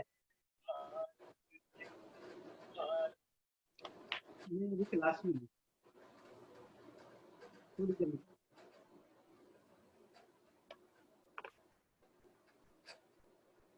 तो ये बात ठीक नहीं है कि जैसे हम कोई कर्म कर रहे हैं तो वो कर्म हमारे मर्जी से वो फल नहीं मिलेगा। वो परमात्मा को कब फल देना है, किस समय देना है, किस रूप में देना है, ये उसकी न्याय प्रणाली पर निर्भर करता है, हमारी मर्जी से नहीं चलेगा। तो ये उसकी न्याय प्रणाली पर हमको भरोसा रखना पड़ेगा, और नहीं रखेंगे तो हमारे रखने या न रखने से कोई फर्क नहीं पड़ता। ईश्वर को जो करना है, जैसा हम कर्म करेंगे वो मिलेगा। लेकिन ईश्वर ने हमको कर्म करने की स्वतंत्रता दी हुई है। हम अच्छा करें बुरा करें, हमारा हाथ पकड़ के कभी नहीं रोकेगा। लेकिन जब हम बुरा करने जाएंगे तो मन में एक आवाज आएगी कि ये काम मत करो, फिर भी हम करते हैं तो हाथ पकड़ के नहीं रोकेगा। लेकिन वो हमारे बुरे कर्म संचित हो गए, इकट्ठे हो गए, उसके कुछ कर्मों के फल तुरंत मिल जाते हैं। एक उदाहरण देता हूं। एक बच्चा है, वो चाकू से खेलता है, तो माँ उसको बोलती है बेटा चाकू से मत खेलो। तो बच्चे का चाकू से खेलना ये हो गया कर्म। माँ ने उसको मना किया कि बेटा चाकू से मत खेलो, नहीं तो हाथ कट जाएगा। चाकू से खेलते खेलते उसका हाथ कट गया, ये हो गया कर्म का परिणाम। चाकू से खेलना कर्म, और चाकू से हाथ कट जाने कर्म का परिणाम। और उसके साथ में एक छोटा सा बच्चा और था, उसने देखा उसका हाथ कट गया और जोर जोर से चिल्लाने लगा। तो ये क्या हो गया, बच्चे का चाकू से खेलना कर्म, हाथ का कट जाना कर्म का परिणाम, और साथ में बैठे हुए खून को देख करके बच्चे का रोने लग जाना, ये कर्म का प्रभाव हो गया। और उसके बाद में माँ आई और उसको 3-4 लगाई, बोली तुम्हें मना किया था ना चाकू से मत खेलो, हाथ कट जाएगा। तो उसका बच्चे को मारना ये बच्चे का हो गया कर्म का फल। ये 4 परिस्थितियों से हर जीवात्मा को गुजरना पड़ता है। तो हम कोई कर्म करते हैं, उसके कर्म होता है, कर्म का परिणाम होता है, कर्म का प्रभाव होता है, और कर्म का फल होता है। ये हम सबके जीवन में, चाहे मनुष्य हो चाहे पशु हो पक्षी, सबके जीवन में 4 आते हैं। कभी कभी ये जीवन में हमको खुद पर आपस में फल मिल जाते हैं, कभी कभी वो न्यायकारी परमात्मा के हाथ में हो जाता है, लेकिन हमको मिलता जरूर है। अब वो कौन से कर्म का किस रूप में परमात्मा कब फल देगा, ये हमें नहीं पता लग पाएगा, क्योंकि हमारी बुद्धि कम है। अगर हम वेद की विद्या को जाने, योग और समाधि विद्या को जान लें, तो हमारी बुद्धि थोड़ी सी सूक्ष्म हो जाएगी, हम अधिक आसानी से गहरी बात को समझ सकते हैं। और जो 16 कलाओं के वर्णन है, गीता में कृष्ण जी ने कहा है और उपनिषदों में भी आता है। तो संसार में कृष्ण एक ऐसे महापुरुष योगी हुए जो 16 कलाओं के जानकार थे। जो उनको जान लेता है वो मोक्ष को भी प्राप्त कर लेता है, और बहुत प्रकार की विद्याओं को जान करके वो संसार में अपने भी सुखी रहता है, दूसरे को भी सुख पहुंचाता है। इसके अतिरिक्त हम मनुष्यों की शक्ति थोड़ी है, और हम किसी भी प्रकार को पूरी तरह से न्याय नहीं दे सकते। कभी पक्षपात कर सकते हैं, कभी न्याय में कोई भूल कर सकते हैं, लेकिन ईश्वर न पक्षपात करता है न भूल करता है, क्योंकि वो सब जगह है, सब कर्मों को जानता है। कर्मों के फल कितना देना ये भी उसको पता है, उसके पास में सारे संसार की विद्याएं हैं, इसलिए उसे किसी की सहायता की जरूरत नहीं पड़ती है। जैसे हमें जरूरत पड़ती है किसी के सहयोग की, उसको नहीं चाहिए कोई सहयोग, वो अपने आप ही करेगा। और न वो किसी के पक्षपात सुनेगा कि आप ज्यादा घंटा बजाएंगे तो आपकी बात को सुन लेगा, और एक नहीं बजाएगा उसकी नहीं सुनेगा, ऐसा नहीं है। चाहे आप पूजा करो चाहे नहीं करो, भगवान की दृष्टि में पूजा क्या है, जो जो अच्छे आचरण है उसको जीवन में उतार लो, वो आपकी पूजा चल रही है। और आप अच्छे आचरण को एक भी न उतारो। मैं देखता हूँ ना, बहुत सारे लोग शराब पीते हैं, मांस खाते हैं, दूसरों को लूटते हैं, छल कपट विश्वासघात करते हैं, और मंदिर में जाकर के खूब हनुमान जी को कहते हैं 100 रुपए की प्रसाद चढ़ाएंगे, मेरा ये काम हो जाए। तो ऐसे हनुमान जी कुछ नहीं करने वाले। हनुमान जी चाहे राम जी चाहे कृष्ण जी को घूस खिलाते रहो, कुछ नहीं होना है। हनुमान जी की पूजा अगर करनी है तो हनुमान जी ब्रह्मचारी थे, हनुमान जी वेद के विद्वान थे, हनुमान जी सत्यवादी थे, हनुमान जी पराक्रमी थे, हनुमान जी अन्याय का विनाश करके न्याय की स्थापना करने वाले थे। यदि हनुमान जी के पुजारी अपने आप को कहते हो तो उनके गुणों को अपना लो, हनुमान जी की पूजा हो जाएगी। जैसे माता पिता हैं, माता पिता के लोग कहते हैं पुजारी हैं। जब तक माता पिता जिंदा रहते हैं, बीमार हो जाते हैं, एक दिन दवाई देना भारी पड़ जाता है, वृद्धाश्रम में छोड़ आते हैं या उनको और कुछ कर देते हैं, और मरने के बाद में अपने घर में फोटो लगा करके माला चढ़ा करके रोज अगरबत्ती जलाते हैं। ऐसे अगरबत्ती जलाने का कोई लाभ नहीं है। और क्या करते हैं, मरने के बाद में एक बार साल में 1 सप्ताह का पितृपक्ष मनाते हैं। एक दिन कौवे को खाना बुला करके खिलाते हैं। तो एक दिन कहते हैं कौवे को खिलाएंगे तो माता पिता को मिल जाएगा कि कौवा ही मिला है जिससे के माध्यम से माता पिता को खाना मिलेगा, और एक दिन खिला दोगे तो बाकी 364 दिन तुम्हारे माता पिता क्या भूखे रहेंगे? तो ये सब मूर्खता वाली बातें हैं। जो प्रैक्टिकल सत्य व्यवहार पे आधारित सिद्धांत है उसी को अपनाना चाहिए। वेद यही शिक्षा देता है, पाखंड में, अन्याय में, दुराचार में, बुराइयों से बचना चाहिए। जो हमारे देश में दुनिया में मंदिर होते हैं, चाहे मस्जिद या कुछ भी होते हैं, उन जगहों पर जैसे गुरुद्वारों में जो लोग जाके मत्था टेकते हैं, मत्था टेको, लेकिन ऐसे जगहों पर वेद के विद्या के पढ़ने लिखने सीखने सिखाने की योग्यता की व्यवस्था होनी चाहिए। जहां से अविद्या का नाश और विद्या की वृद्धि होगा तो संसार का भला होगा। आप मंदिर में गए, चाहे मस्जिद में गए, कोई नमाज पढ़ लिया, कोई हनुमान जी को लड्डू चढ़ा दिया, कोई गणेश जी को लड्डू चढ़ा दिया, और असली गणेश के बारे में जाना ही नहीं, गणेश कितने बड़े वैज्ञानिक थे, और शिव जी को जाना ही नहीं, कितने बड़े साइंटिस्ट थे शिव जी, उनके साइंस और उनके मर्म को नहीं जाना, और हम जाकर के शिव जी के ऊपर पानी चढ़ाते रहते हैं, उससे कोई फायदा नहीं होता। असली शिव को जानो। शिव का मतलब होता है कल्याण करने वाला। और आजकल क्या करते हैं शिव के भक्त, सुल्फा पीते हैं, भांग खाते हैं, और ऐसे ऐसे खतरनाक नशे करते हैं, और बोल बम करके नारे लगा के कहते हैं हमारा कल्याण हो जाए। तो मैंने जितना वेद पढ़ा है, मेरे वेद के अनुसार, और उस शिव के बारे में या हनुमान या राम के वास्तविक जीवन को पढ़ने जानने के बाद में मैं ये निष्कर्ष पे कह सकता हूँ कि उनके गुणों को जीवन में अपनाओ, हमारा कल्याण होगा। और उनका नाम लेकर के दुराचार खुद में अपनाओगे, और नाम लोगे कि शिव के नाम पे, हनुमान के नाम पर, तो ये और पाप चढ़ेगा, क्योंकि उन लोगों ने अपने जीवन में कभी कोई भूल नहीं किया था।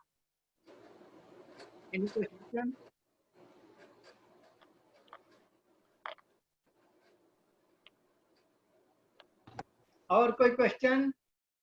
थैंक यू आचार्य जी। सो आचार्य जी, अभी ने आपने शिव जी की चर्चा छेड़ी। अरुण जी है, 1 मिनट समय पूछ लूं ये क्वेश्चन। हाँ जी। उज्जैन के मंदिर में, वहां महाकालेश्वर मंदिर में शिव जी की पूजा राख से क्यों की जाती है? ये तो जो करते हैं उन्हीं से पूछिए। ये क्या किसी तरह का आडंबर है? ये बिल्कुल आडंबर है। अच्छा। शिव का मतलब होता है कल्याण करना।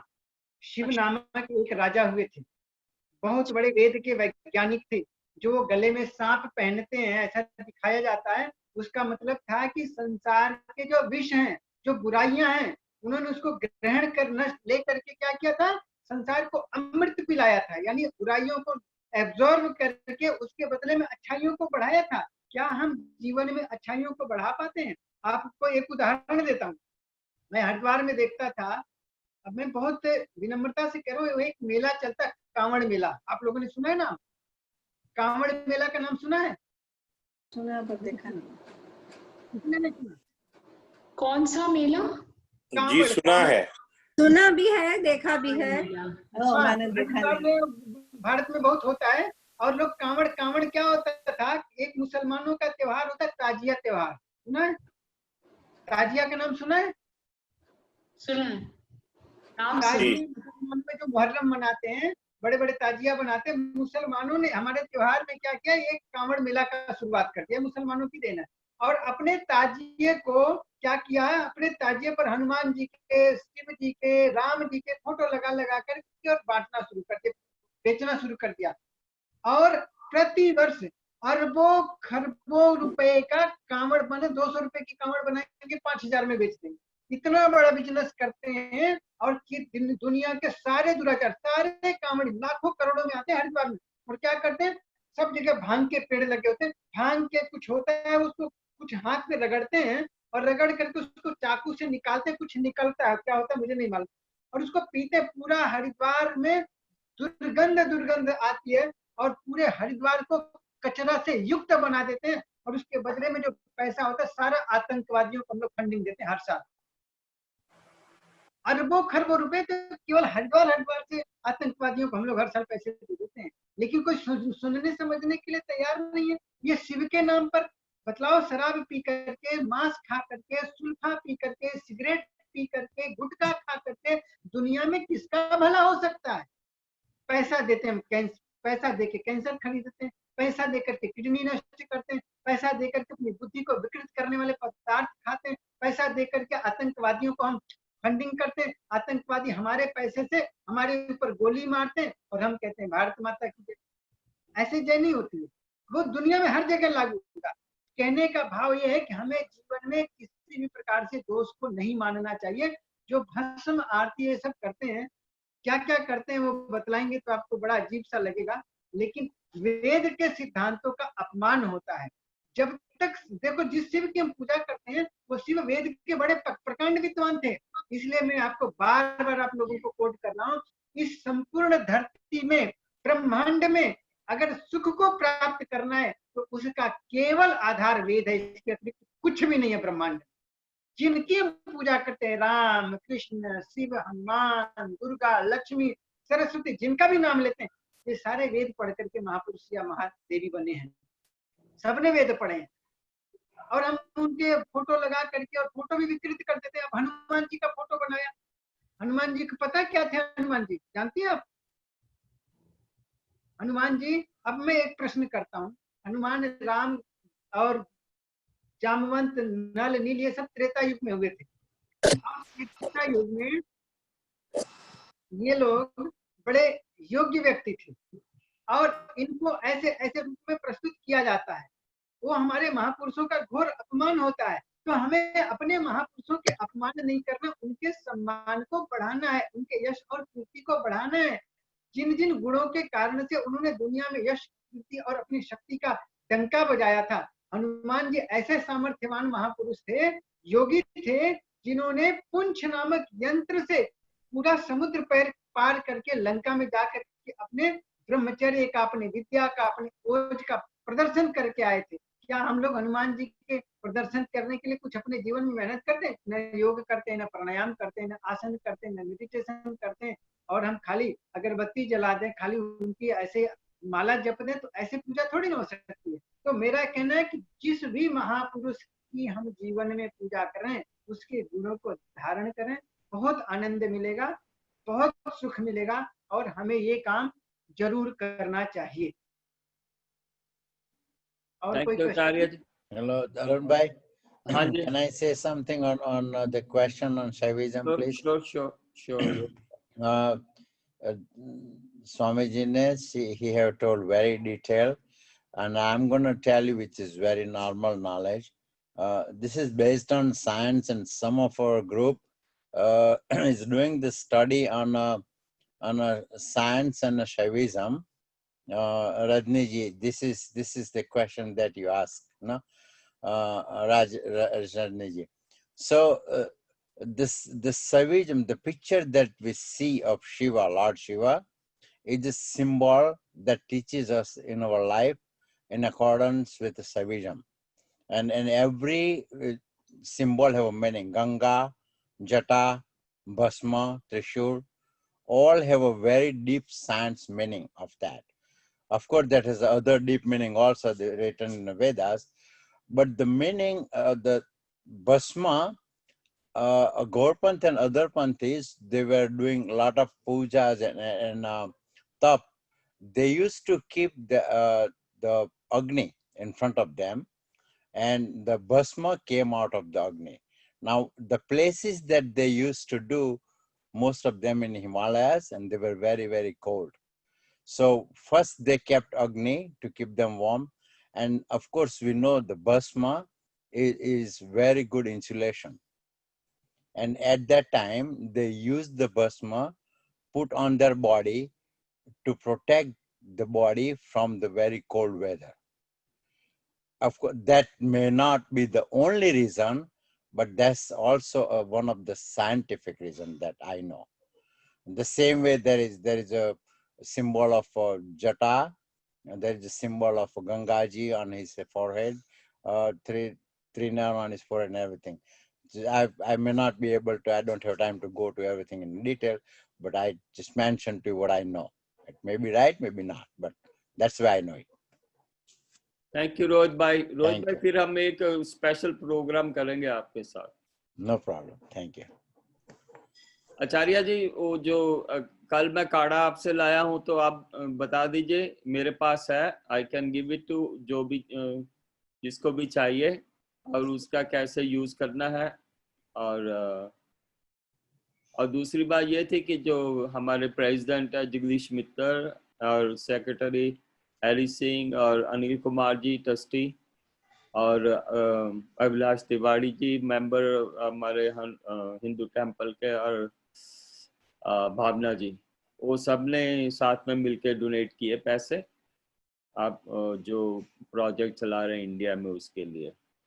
तो आपका बहुत बहुत धन्यवाद है. आज आपका लास्ट सेशन हम लोग कर रहे हैं, तो विल सर्टेनली मिस यू, लेकिन जब आप इंडिया जाके फिर सेट हो जाएंगे तो will try to stay in touch with each other, और जो भी जैसे भी होगा फिर हम आगे प्रोग्राम करेंगे आपके साथ. ऐसी हमारी भावना है. और काढ़ा के विषय में मैंने बता दिया था. 1 चम्मच दवाई 2 गिलास पानी में पका लेना. पका करके फिर जब वो लगभग 1 गिलास के आसपास रह जाए तो उसको छान के पीना है. लेकिन जो प्रेग्नेंट महिलाएं हैं वो नहीं पी सकती. और बाकी ये कोरोना से रक्षा में इम्यून सिस्टम को बढ़ाएगा, और पेट से संबंधित गठिया, आर्थराइटिस, पार्किंसन, माइग्रेन पेन, दांत की रोग, ये सब रोगों में बहुत अच्छा काम करेगा, लाभ करेगा. शुगर में भी लाभ करेगा, वजन भी घटाएगा. ये सब काम के लिए बहुत अच्छा है, तो आप ले सकते हैं जब तक है. थैंक यू जी. आचार्य जी, ये जो काढ़ा है आपने बोला बना के, तो किस टाइम, सुबह खाली पेट लेना है या किसी टाइम भी ले सकते हैं? सुबह बना के सुबह पीना, और शाम को बना के शाम को पीना. ऐसा नहीं करना कि शाम को बनाया हो सुबह पीना, या सुबह का बनाया हो शाम को पीना ना. उसी अच्छा, समय पीना. मतलब उसी वक्त बनाओ और उसी वक्त पीना. हाँ. तो उसमें कुछ वो शहद वगैरह मिक्स करते हैं या कुछ भी नहीं मिक्स करना है? ऐसे कुछ भी नहीं. हल्दी मिला सकते हैं, इलायची मिला सकते हैं, लौंग मिला सकते हैं, काली मिर्च अगर है, आप अदरक मिलाना चाहे तो उसमें मिला सकते हैं. चीनी नहीं मिलाना, दूध नहीं मिलाना. अच्छा, ठीक है. Thank you Usha ji. You welcome ji. Acharya ji, hello ji. Acharya ji बंद कर दिया. नट्टू भाई, हाँ, एक मिनट रुकना, कोई और क्वेश्चन पूछा. 1 मिनट. आचार्य जी, धन्यवाद आपका बहुत बहुत, जो ज्ञान दिया सभी को. और आपसे बाद में संपर्क करना हो तो आपका कैसे कर सकते हैं? कोई ईमेल कोई है, कोई ऐसा है जिस पे आप कर सकें जब बाहर चले जाओगे? ईमेल नोट कर लीजिए, और मेरा नंबर अरुण जी के पास, भावना जी के पास में रहेगा. जो भी नंबर होगा अभी भी है सबके पास. ईमेल नंबर है dsvyog@gmail.com.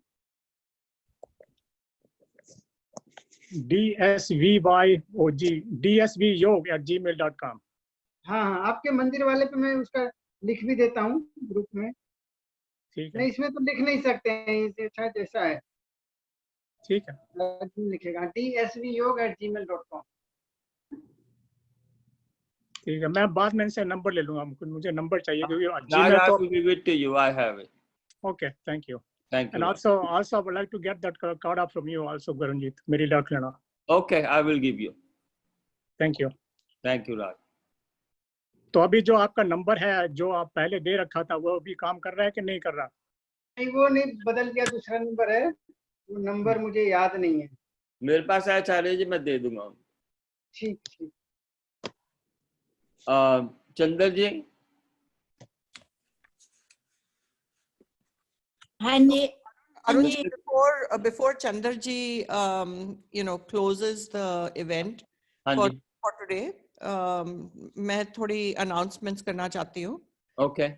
मंदिर की तरफ से और these we hope that you've been enjoying these programs that we've been bringing for you over the last several weeks and actually the last month or two. It's not easy to organize these programs, and it's not something that one person can do.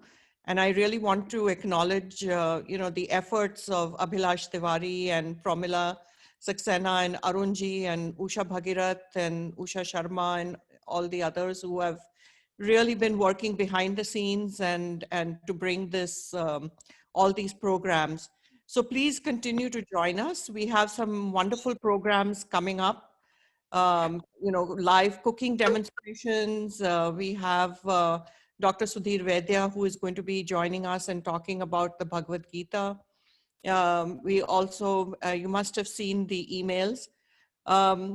So the reason is, why are we doing all these programs? Number one is we really want to, just as Acharya ji was saying, we want to keep our heritage and our culture and our religious beliefs and our faith alive here in this country, and to spread it with our next generation, our young people who are out there. So if many of us are senior citizens, our children are grown and they are no longer living with us. They are in other parts of the country, but we have friends here who have children.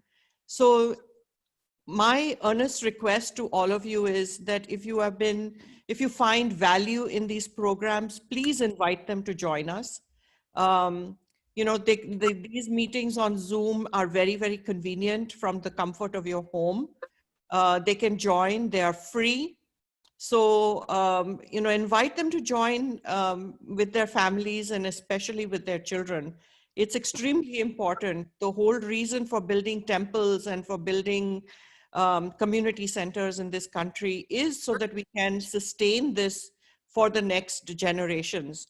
So please reach out to your friends, and we hope that more of you will be joining us. It's not, and we're not asking you to join us because we want your money. Although, if you want to donate, then that would be wonderful, but that's not the prime reason. The prime reason is, that we become a community here, that we are a family, and that we continue to coexist and share our wonderfully rich heritage and our culture, and we don't allow it to just fade away because we have moved so many miles away. So that is my one earnest request to you. And also, it's not just Abhilash, me, and Pramila who are bringing these programs. If you have ideas, please email us or call us. You have our phone numbers.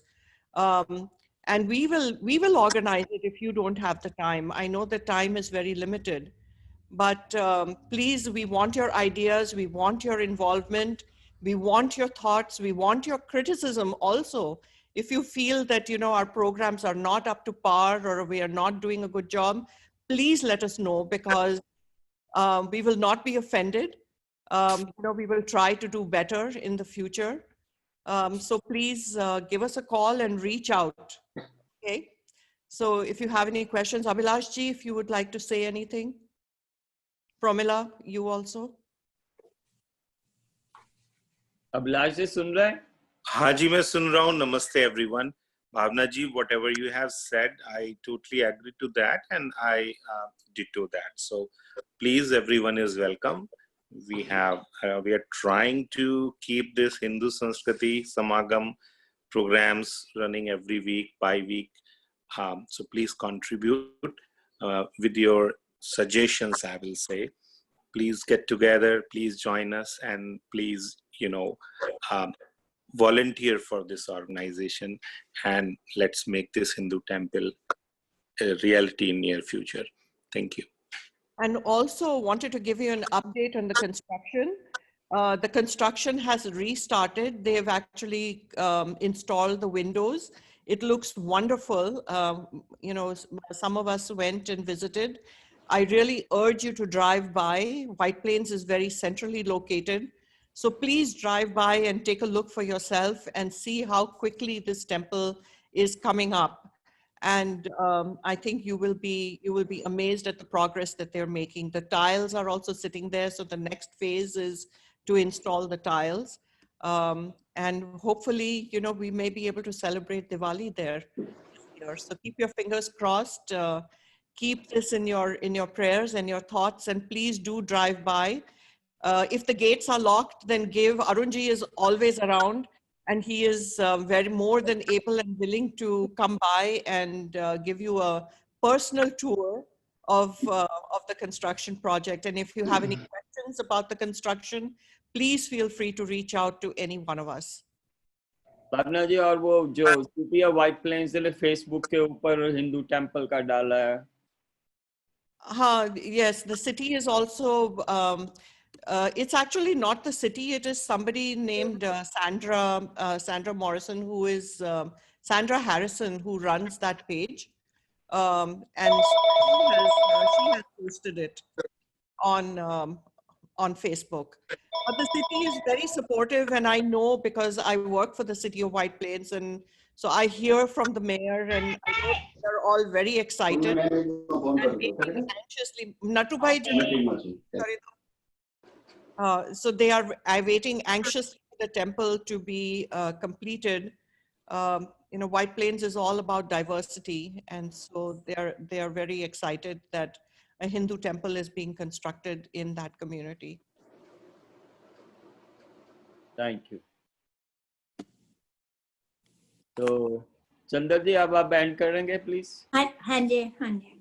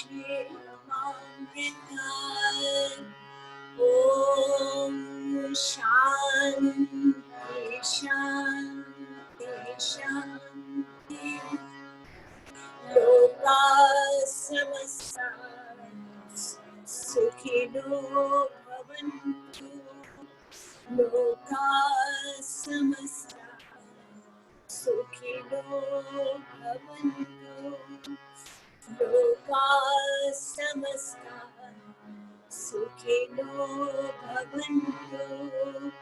Om Shanti शांति शांति। असतो मा सद्गमया तमसो मा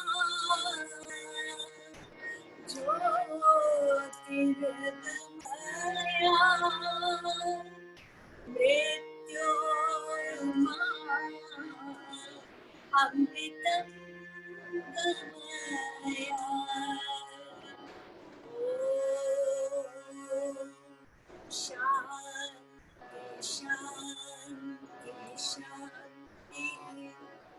ओम द्यौ शांति अंतरिक्षं शांति पृथ्वी शांति रापा शांति रोषधय शांति वनस्पतय शांति विश्वे देवा शांति ब्रह्मा शांति सर्वं शांति शांति रेवा शांति सामा शांति रेधि।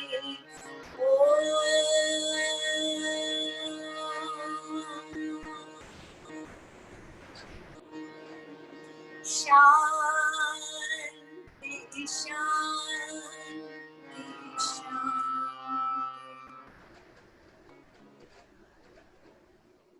Thank you Chandra ji. Thank you ji. Also, just a last quick announcement. I'm sorry, but please do join us on Saturday, July 4th, which is the Independence Day here, but we will be having a special short event from 11 o'clock till 12 o'clock. So please join us and we will be sending out more details in a few days. But mark your calendars and hope to see you back here on July 4th. आप सभी लोगों का मैं भी धन्यवाद करता हूं।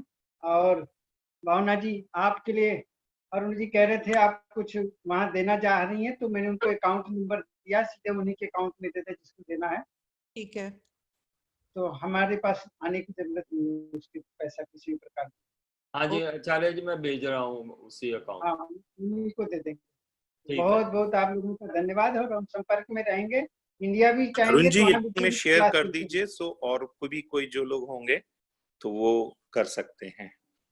So, Abhilash, we can send it out by email. I have the account information. Disconnect हो गया। Can send it.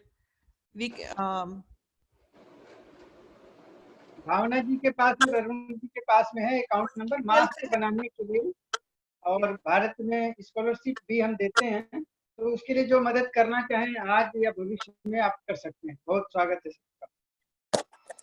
आचार्य जी, ये कोई संस्था है जो अकाउंट नंबर है, किसी संस्था का है या वैसे अभी नहीं अकाउंट नंबर के संस्था है, लेकिन वो संस्था का भी क्या है ना, यहाँ एक्टिविटी वगैरह बोलता, अभी मैं अमेरिका में हूँ, तो वो जो अभी नहीं है, जो काम कर रहे हैं सीधे उन्हीं के अकाउंट में हम भेज रहे हैं, उस पर लिख देते हैं फार्म मास्क।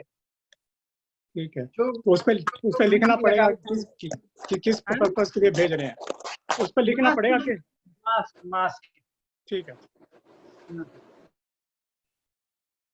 Okay. ठीक है, तो आप सबका बहुत धन्यवाद। Or any announcements or comments or anything, you know, we still have about 14 minutes to go to 8 o'clock. Can I make some comments? Quick comments, Nattubai? Yes. Okay. Acharya ji, I request you personally to have 2 more lecture on आपने ब्रह्म विद्या हनुमान जी के बारे में एक lecture पूरा, हम लोगों की बहुत आस्था है और ये संस्था हनुमान चालीसा ऊपर शुरू हुई है, तो उसके बारे में हमको ज्यादा ज्ञान मिले। हनुमान जी के बारे में आपने जो थोड़ी बात बताई थी डिटेल्स में, एक 1.5 घंटे का lecture.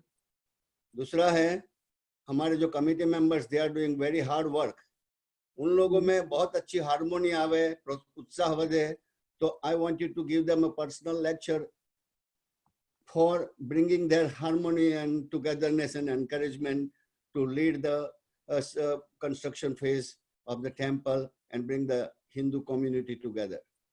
We need some saint, knowledgeable person. We highly respect you. Third thing, Bhavna ji, आप लोगों ने बहुत काम कर रहे हैं. Mr. Rohit Patel and Dinbandhu. Rohit bhai is an engineer. Sometimes if your hands are too short and if you want 2-3 people of that caliber, Rohit bhai engineer, Dinbandhu, he is very good in system operation.